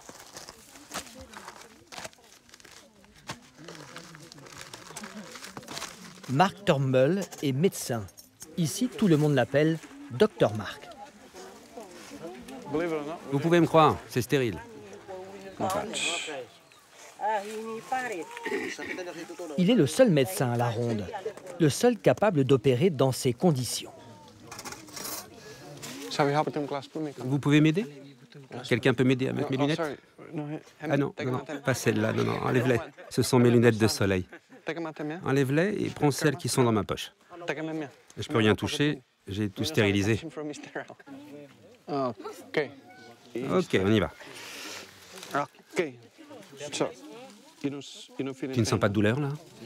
Le patient a un kyste qui l'empêche de se servir de sa main. Ok, tu viens désinfecter. Dans ce bloc opératoire de fortune, Dr Mark recrute ses assistants sur le tas. C'était mon patient. Il a appris les rudiments de la chirurgie parce que je l'ai opéré. Il lui a fallu du temps pour se faire adopter. À son arrivée, il y a 10 ans, Dr Mark s'est heurté aux croyances locales. Il y a des gens ici qui ont peur de la médecine moderne. Ils préfèrent avoir recours à la médecine traditionnelle. C'est normal. Mais la plupart comprennent que pour les cas les plus sérieux, il faut opérer. Il faut trouver un juste milieu. Ça semble bien. Et voici son moyen de transport. La seule solution pour soigner des Vanuatais du bout du monde, c'est d'être pilote. Flying Doctor, médecin volant. Un travail qu'il ne troquerait pour rien au monde.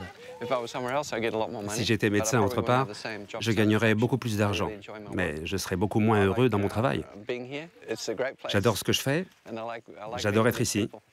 J'aime vraiment ces gens.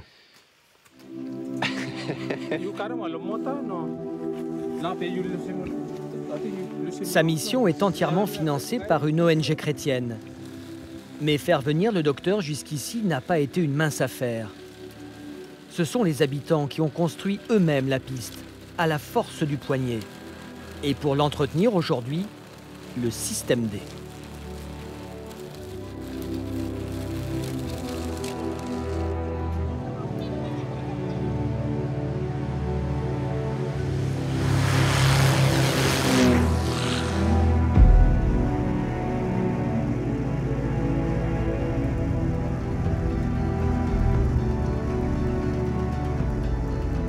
Et voici à quoi ressemble sa tournée médicale.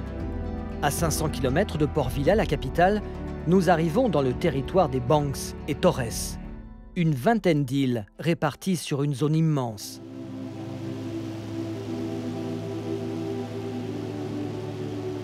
Nous sommes à l'extrême nord de l'archipel. Ici vivent moins de 10 000 habitants. C'est pour ces âmes isolées que Mark est venu.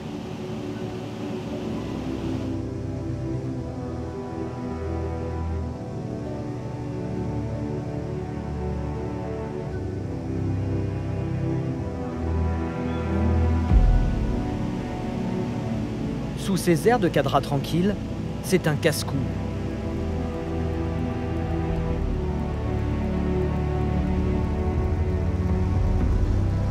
Voyez plutôt où il s'apprête à atterrir.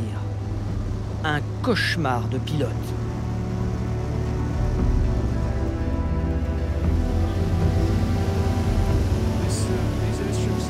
Ces pistes d'atterrissage sont très dangereuses. Il faut être bien entraîné pour atterrir ici. Elles sont très courtes, personne n'atterrit ici. Je suis le seul.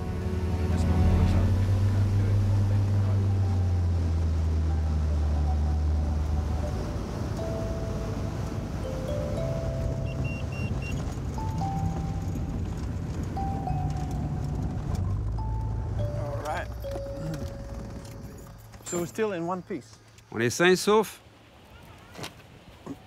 À chaque atterrissage, personne ne manque à l'appel. Le chef coutumier vient accueillir le docteur.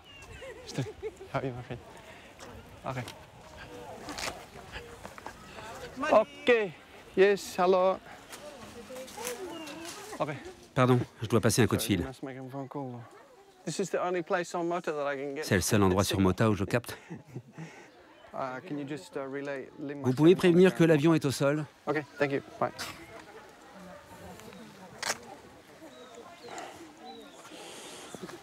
Okay, so. Okay, we're going to pull some Bon, too. on va arracher une dent. Okay, what are we doing? Où est-ce que je m'installe? Ici? Over here. Okay, bring a matting gun. Vous m'amenez une natte?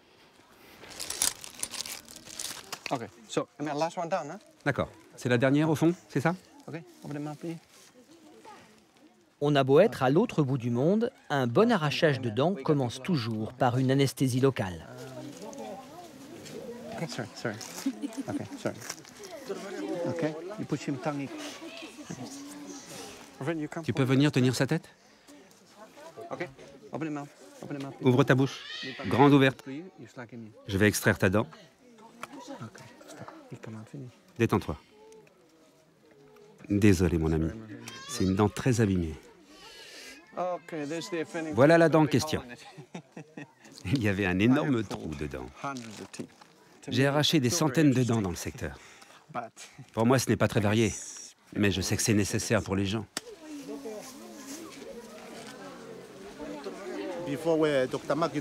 Avant, quand Marc n'était pas là, on ne pouvait rien faire. Si quelqu'un tombait malade, parfois, il perdait la vie. Avant Dr Marc, il n'y avait pas de docteur du tout pour nous.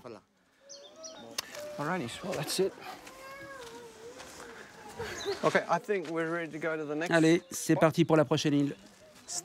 On y va. Pour la visite médicale, c'est gratuit. Mais sur les îles, on tient toujours à lui offrir un petit quelque chose à l'ombre du manguier, où il ne pousse pas que des fruits. Ça, c'est la cabine téléphonique du village. Et le chef Aubin, c'est lui qui me contacte. Là, il n'y a pas de réseau.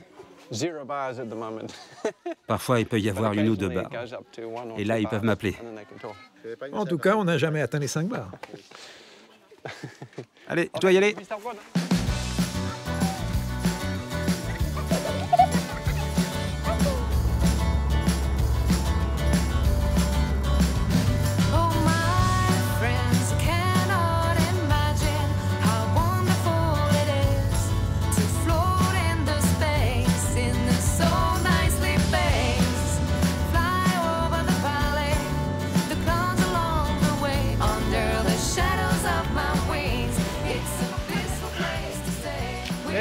Au pas de charge, le docteur consulte et change de spécialité comme de blues. Chirurgien, gynéco, puis... Allez, c'est l'heure de faire le dentiste. Le rythme est fou, la charge immense, et cela fait 10 ans que ça dure.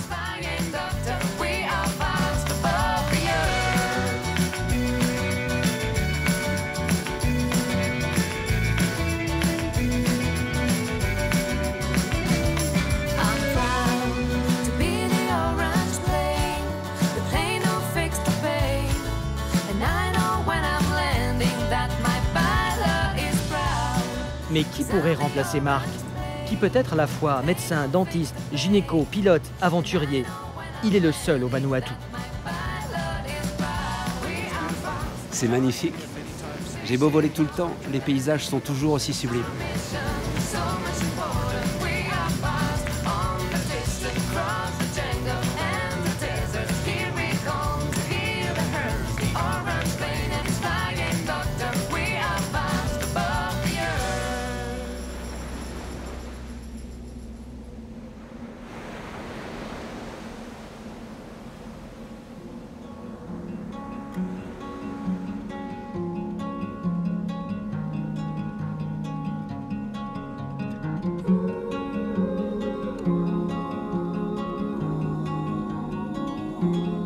À quelques heures de vol, changement d'ambiance.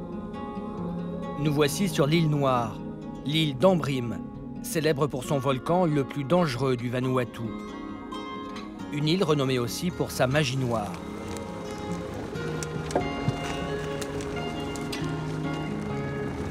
Nous retrouvons Sylvain, notre volcanologue. Il est attendu au village de Meltungan. Cette fois-ci, ce n'est pas le scientifique qui va être reçu, mais un membre de la famille. Sylvain est accompagné de son fils Soren. Dis bonjour à papy. Voici celui que Sylvain considère comme son deuxième père. Hé, dis bonjour à ton grand frère. Bonjour tout le monde.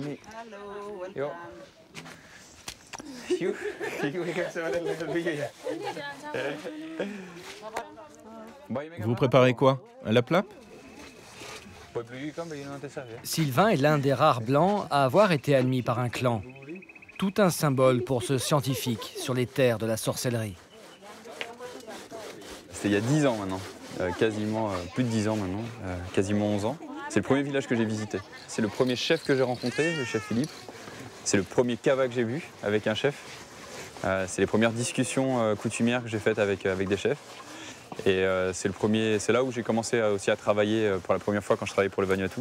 Et depuis, voilà, on a tissé des liens très très proches, au point qu'à un moment, le chef Philippe, en 2010, on commence à déterrer le kava tous les deux et il me dit tu sais, ça serait bien si on faisait une cérémonie d'adoption. Nous, on pense que maintenant, le temps est venu de se dire qu'il faut qu'on scelle cette amitié, ce lien quasi familial qu'on a développé ensemble. Et voilà, et depuis, mon fils est là, il joue avec sa grand-mère et tout va bien. Soren, t'as vu le cochon? Ce jour-là, Soren restera au village, sans son papa. Un hélicoptère attend Sylvain pour une mission délicate.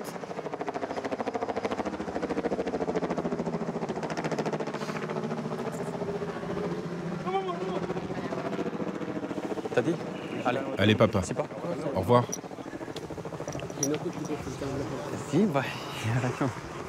Soren, viens faire un bisou, je te laisse. Un bisou. Au revoir, papa. Tu restes là? Et tu me gardes une part de la plaque, hein.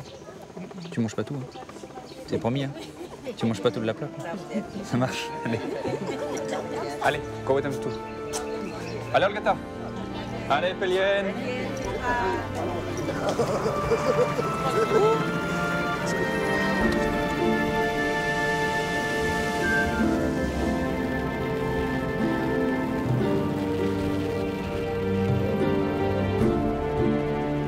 Sylvain a rendez-vous avec son autre famille,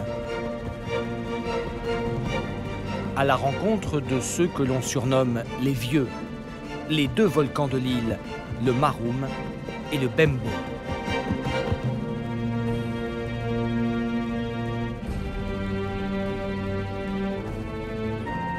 En pleine caldeira, à plus de 1000 mètres d'altitude.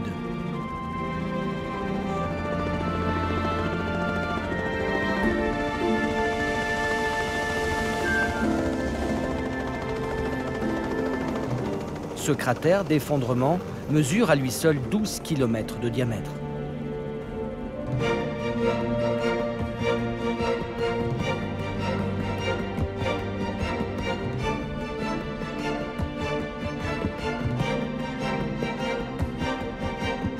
Donc là, c'est la coulée de lave de 1986. Et vous voyez, la végétation commence à peine à repousser. 30 ans après, presque 30 ans après. Et surtout ce silence, la beauté des paysages, ça a coupé le souffle. C'est ce côté paisible que j'adore, c'est un peu parfois ma retraite personnelle. Et je trouve que c'est un lieu magique.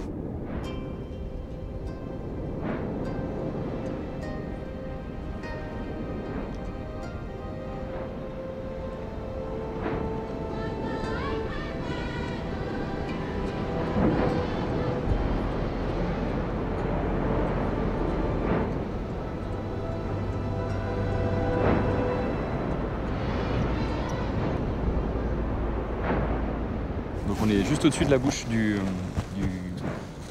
Mbouelezu en nom local. Donc c'est la bouche du Maroum. Donc on entend le son du lac de lave, qui est juste en dessous. Ah, on le voit, ça y est, ça commence à se dégager un peu.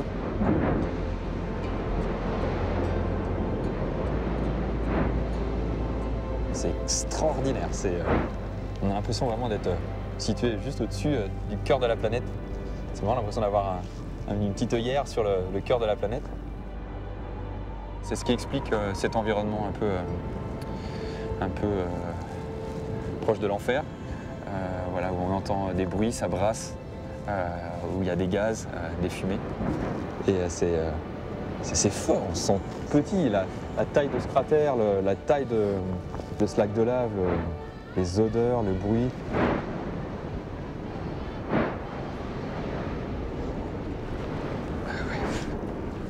Sylvain vient contrôler l'activité du volcan, car le danger est partout. C'est Scorifresh, ça. Ouais, ça aussi, ouais. Josis, ouais. Ça, c'est frais, ça. Oh, regarde, il y en a là-bas. Ouais, le Bessia. Oh, il y en a partout, ouais. Ah, regarde là. Oh, la vache. Bon gros morceau de lave. Ah, c'est hyper frais, ça. On va l'envoyer pour analyse. Il faut vraiment qu'on essaie de comprendre ce qui se passe. Ouais, bon, écoute, on va essayer de récupérer le plus d'échantillons possible. En tout cas, ça confirme qu'il y a eu une explosion il y a pas très longtemps. Donc bon, on va pas rester ici très longtemps. On va éviter de rester là parce qu'on n'est pas équipé contre ce genre d'explosion.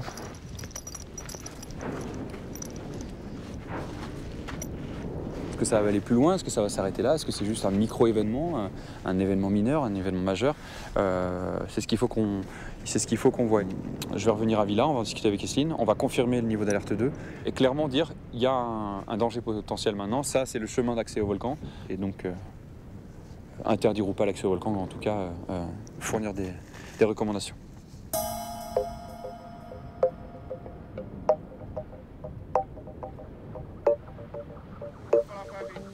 Il faut alerter ses amis du village. Ils seraient les premiers touchés en cas de coulée de lave. Sylvain doit redescendre à pied, près de 6 heures de marche, au milieu d'une végétation à l'échelle des volcans, hors du commun.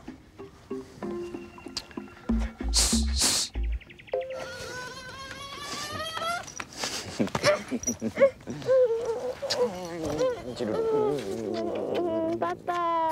C'est bien, tu viens amusé? Je vais bien m'amuser. Je me suis bien amusé. Oh, j'oublie toujours ce mot. Dis donc, qu'est-ce que t'as mis dans ta bouche hier soir, toi? Du... Qu'est-ce que j'ai appris que t'as bu hier soir? Du cava. Il paraît que t'as bu du cava.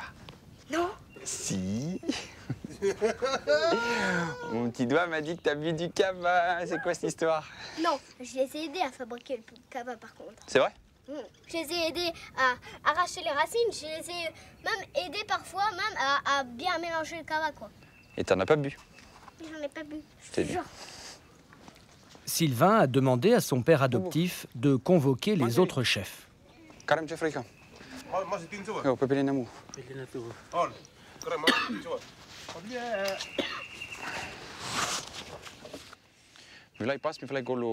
Je viens de descendre du Maroum et j'ai trouvé ces bombes fraîches qui sont tombées du côté où on peut bien observer le cratère. Et il y avait des blocs encore plus gros. Ah ouais, c'est énorme. Je ne m'attendais pas à voir de tels morceaux. Il y a quelque chose que je ne comprends pas. Je suis monté 60 ou 70 fois en haut du cratère. Et c'est la première fois que le volcan crache des bombes en direction du nord. Là, tout était du côté nord. C'est vrai qu'on ne peut jamais prévoir ce que va faire un volcan. Mais là, c'est très dangereux. Vous devriez penser à vous protéger. Moi, je n'ai pas peur du tout. Dieu va nous aider à maîtriser l'activité du volcan. On ne doit pas oublier que c'est Dieu qui en est le créateur. Et il a créé aussi cette île d'Ambrim. Mais je respecte le travail de Sylvain et j'admire vraiment ce qu'il fait pour nous. Dans le village, les paroles du volcanologue ne portent pas jusqu'aux oreilles des plus anciens. Ici, le volcan fait partie de la famille, depuis bien plus longtemps que Sylvain. Moi, j'ai connu des éruptions. Une fois, on a senti une odeur. Mon père est monté dans un arbre et a vu la lave arriver. Il a crié « Ça arrive !» Et on a couru vers la mer pour se protéger. Personne n'est mort, alors on est resté vivre auprès du volcan. On ne monte pas là-haut. On a trop peur. Mais maintenant, il y a des étrangers qui y vont, et c'est ça qui provoque le volcan. J'ai énormément d'amour pour ces gens-là. C'est des gens à qui je tiens beaucoup. Donc ça me touche et je me sens plus concerné. Et c'est là où je dois faire attention parce que c'est comme un bon père de famille, on essaie de ne pas transmettre ses peurs à ses enfants. On peut avoir peur, mais on ne les transmet pas, ces peurs. Mais clairement, je veux m'assurer qu'il n'y ait aucun danger pour ces gens ici parce que s'il leur arrive quelque chose, là pour le coup je serais sûrement plus touché que si ça touchait quelqu'un d'autre, malheureusement. Allez.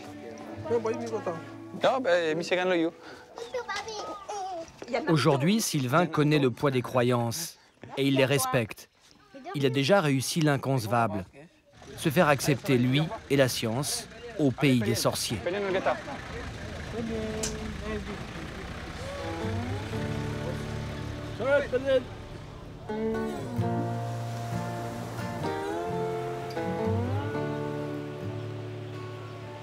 Comme Sylvain, le Dr Mark a réussi un tour de force.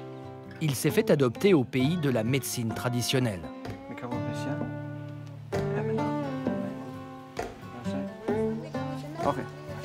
Jimmy, t'es malade? Non? Marie-Louise, tu viens à l'intérieur? Dans son dispensaire, Mark est devenu un témoin de l'ouverture au monde du Vanuatu. Et cette ouverture a déjà des impacts sanitaires. Il voit débarquer des maladies occidentales. T'as de la tension. Tu manges plus assez sainement. Tu manges très salé. Il va falloir reprendre une bonne hygiène de vie. Manger comme avant. Hypertension, diabète, obésité touchent depuis peu l'archipel. Les gens mangent de plus en plus de nourriture industrielle. Et ils ont des problèmes de santé qui n'existaient pas auparavant. Certaines maladies occidentales viennent s'ajouter à des maladies des pays en voie de développement. Ça crée beaucoup de problèmes. Après les consultations, Mark va voir un de ses patients.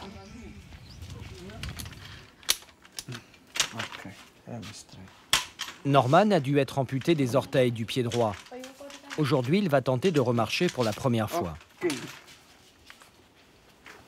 Je vais faire une petite vidéo. Allez, Norman. C'est un moment historique. Sans Dr Mark, Norman aurait sûrement perdu sa jambe.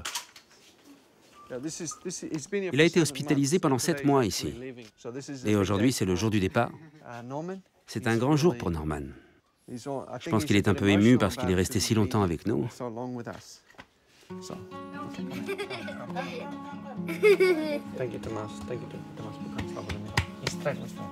Norman était ici chez lui, et sa famille aussi.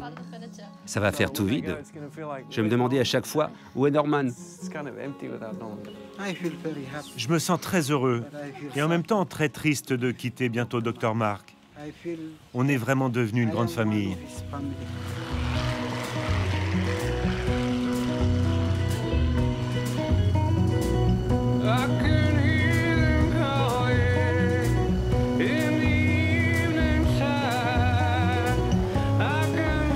En début d'après-midi, cap vers une petite île isolée au nord de l'archipel.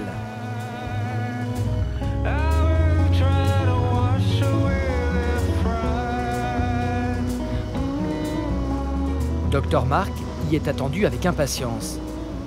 Mais cette fois-ci, ce n'est pas pour une urgence médicale.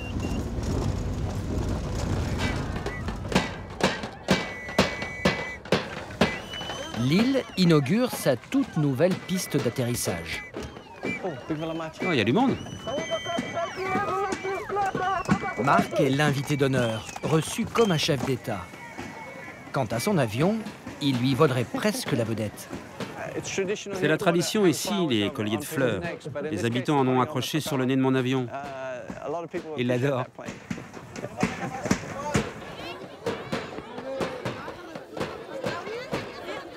Toute l'île est venue célébrer cet événement. 3000 habitants qui jusque-là étaient tenus à l'écart des soins. Cette piste est vitale pour eux. Merci à tout le monde d'être venu à cette cérémonie. Et au nom de toute l'île, je veux remercier Dr Mark. Merci pour votre engagement, pour le temps que vous donnez sur Motalava. Au nom de tous les chefs et de tous les habitants, je vous dis encore merci.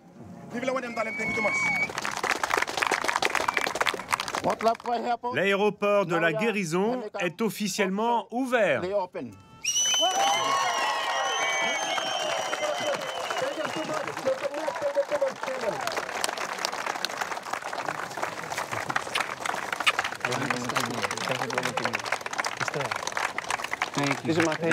Ce sont mes patients. Oh, Maslin, thank you too much. Ah, merci. Dr Mark est devenu leur médecin. Ce n'était pas gagné d'avance. Lui qui a débarqué très récemment dans ces îles reculées.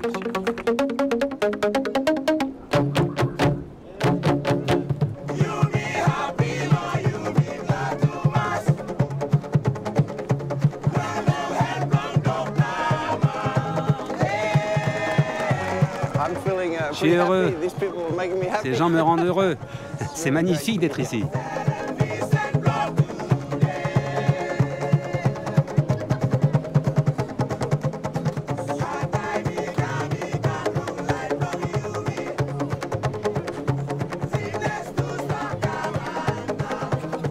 Au nord du Vanuatu, une 6e piste est en construction. Elle permettra à d'autres insulaires du bout du monde d'avoir accès aux soins. Quant à Dr Mark, il n'est pas prêt de quitter l'archipel. Il va même prendre très prochainement la nationalité du pays.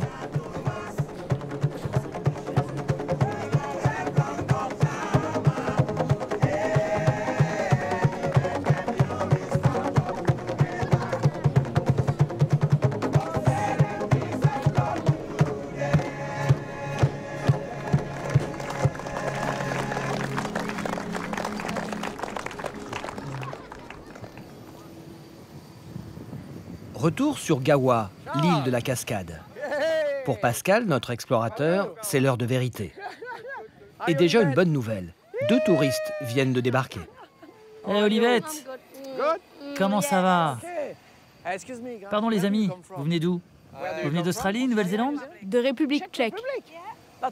La République tchèque? C'est loin. Et moi, je viens de Manchester.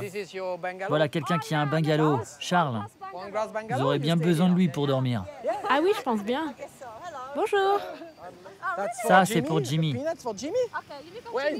Il est où, Jimmy? Jimmy, alors?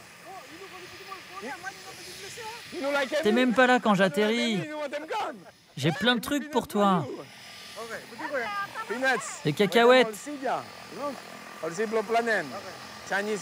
Aujourd'hui, Pascal va savoir s'il a gagné son pari. La dernière fois qu'il était venu, les gîtes étaient en chantier. Le trek de la cascade à peine débroussaillé. Pourtant, il croit au potentiel touristique de l'île. Le verdict est là, dans les registres de l'aéroport. Juin, juillet, avril, mai, juin, juillet, 4 mois. Donc en 4 mois, il y a eu 51 touristes. Parfait. Nouvelle-Calédonie, Australie, Allemagne, Australie, Nouvelle-Zélande, Australie. Et aujourd'hui, on a 2 de République tchèque qui sont arrivés. C'est pas mal, une dizaine de touristes. C'est mieux, de décembre à avril, il n'y avait eu personne. Alors maintenant, il faut parler français, hein? La plupart, ils viennent de Nouvelle-Calédonie ou de France. Merci pour les statistiques. Merci beaucoup. C'est important pour nous. Ça nous permet de voir combien de touristes viennent.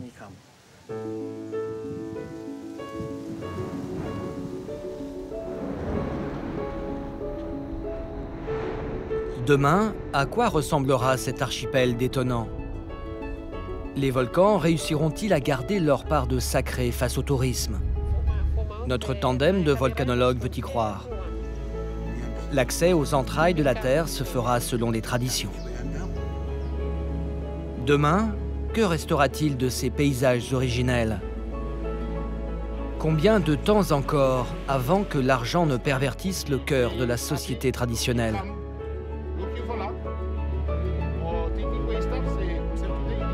Hilaire, notre reporter, se battra jusqu'au bout pour préserver ces îles des ravages du réchauffement climatique.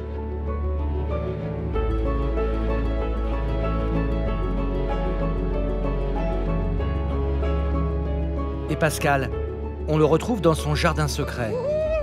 Il espère que le tourisme restera à taille humaine. Demain, le Vanuatu aura-t-il gardé son âme? Marcel fera tout pour préserver ses racines. Il y a des moments où j'aimerais que mon pays reste un peu secret. Déjà, c'est bien qu'il soit assez loin, mais on ne refuse jamais personne. C'est un peu une tradition des îles.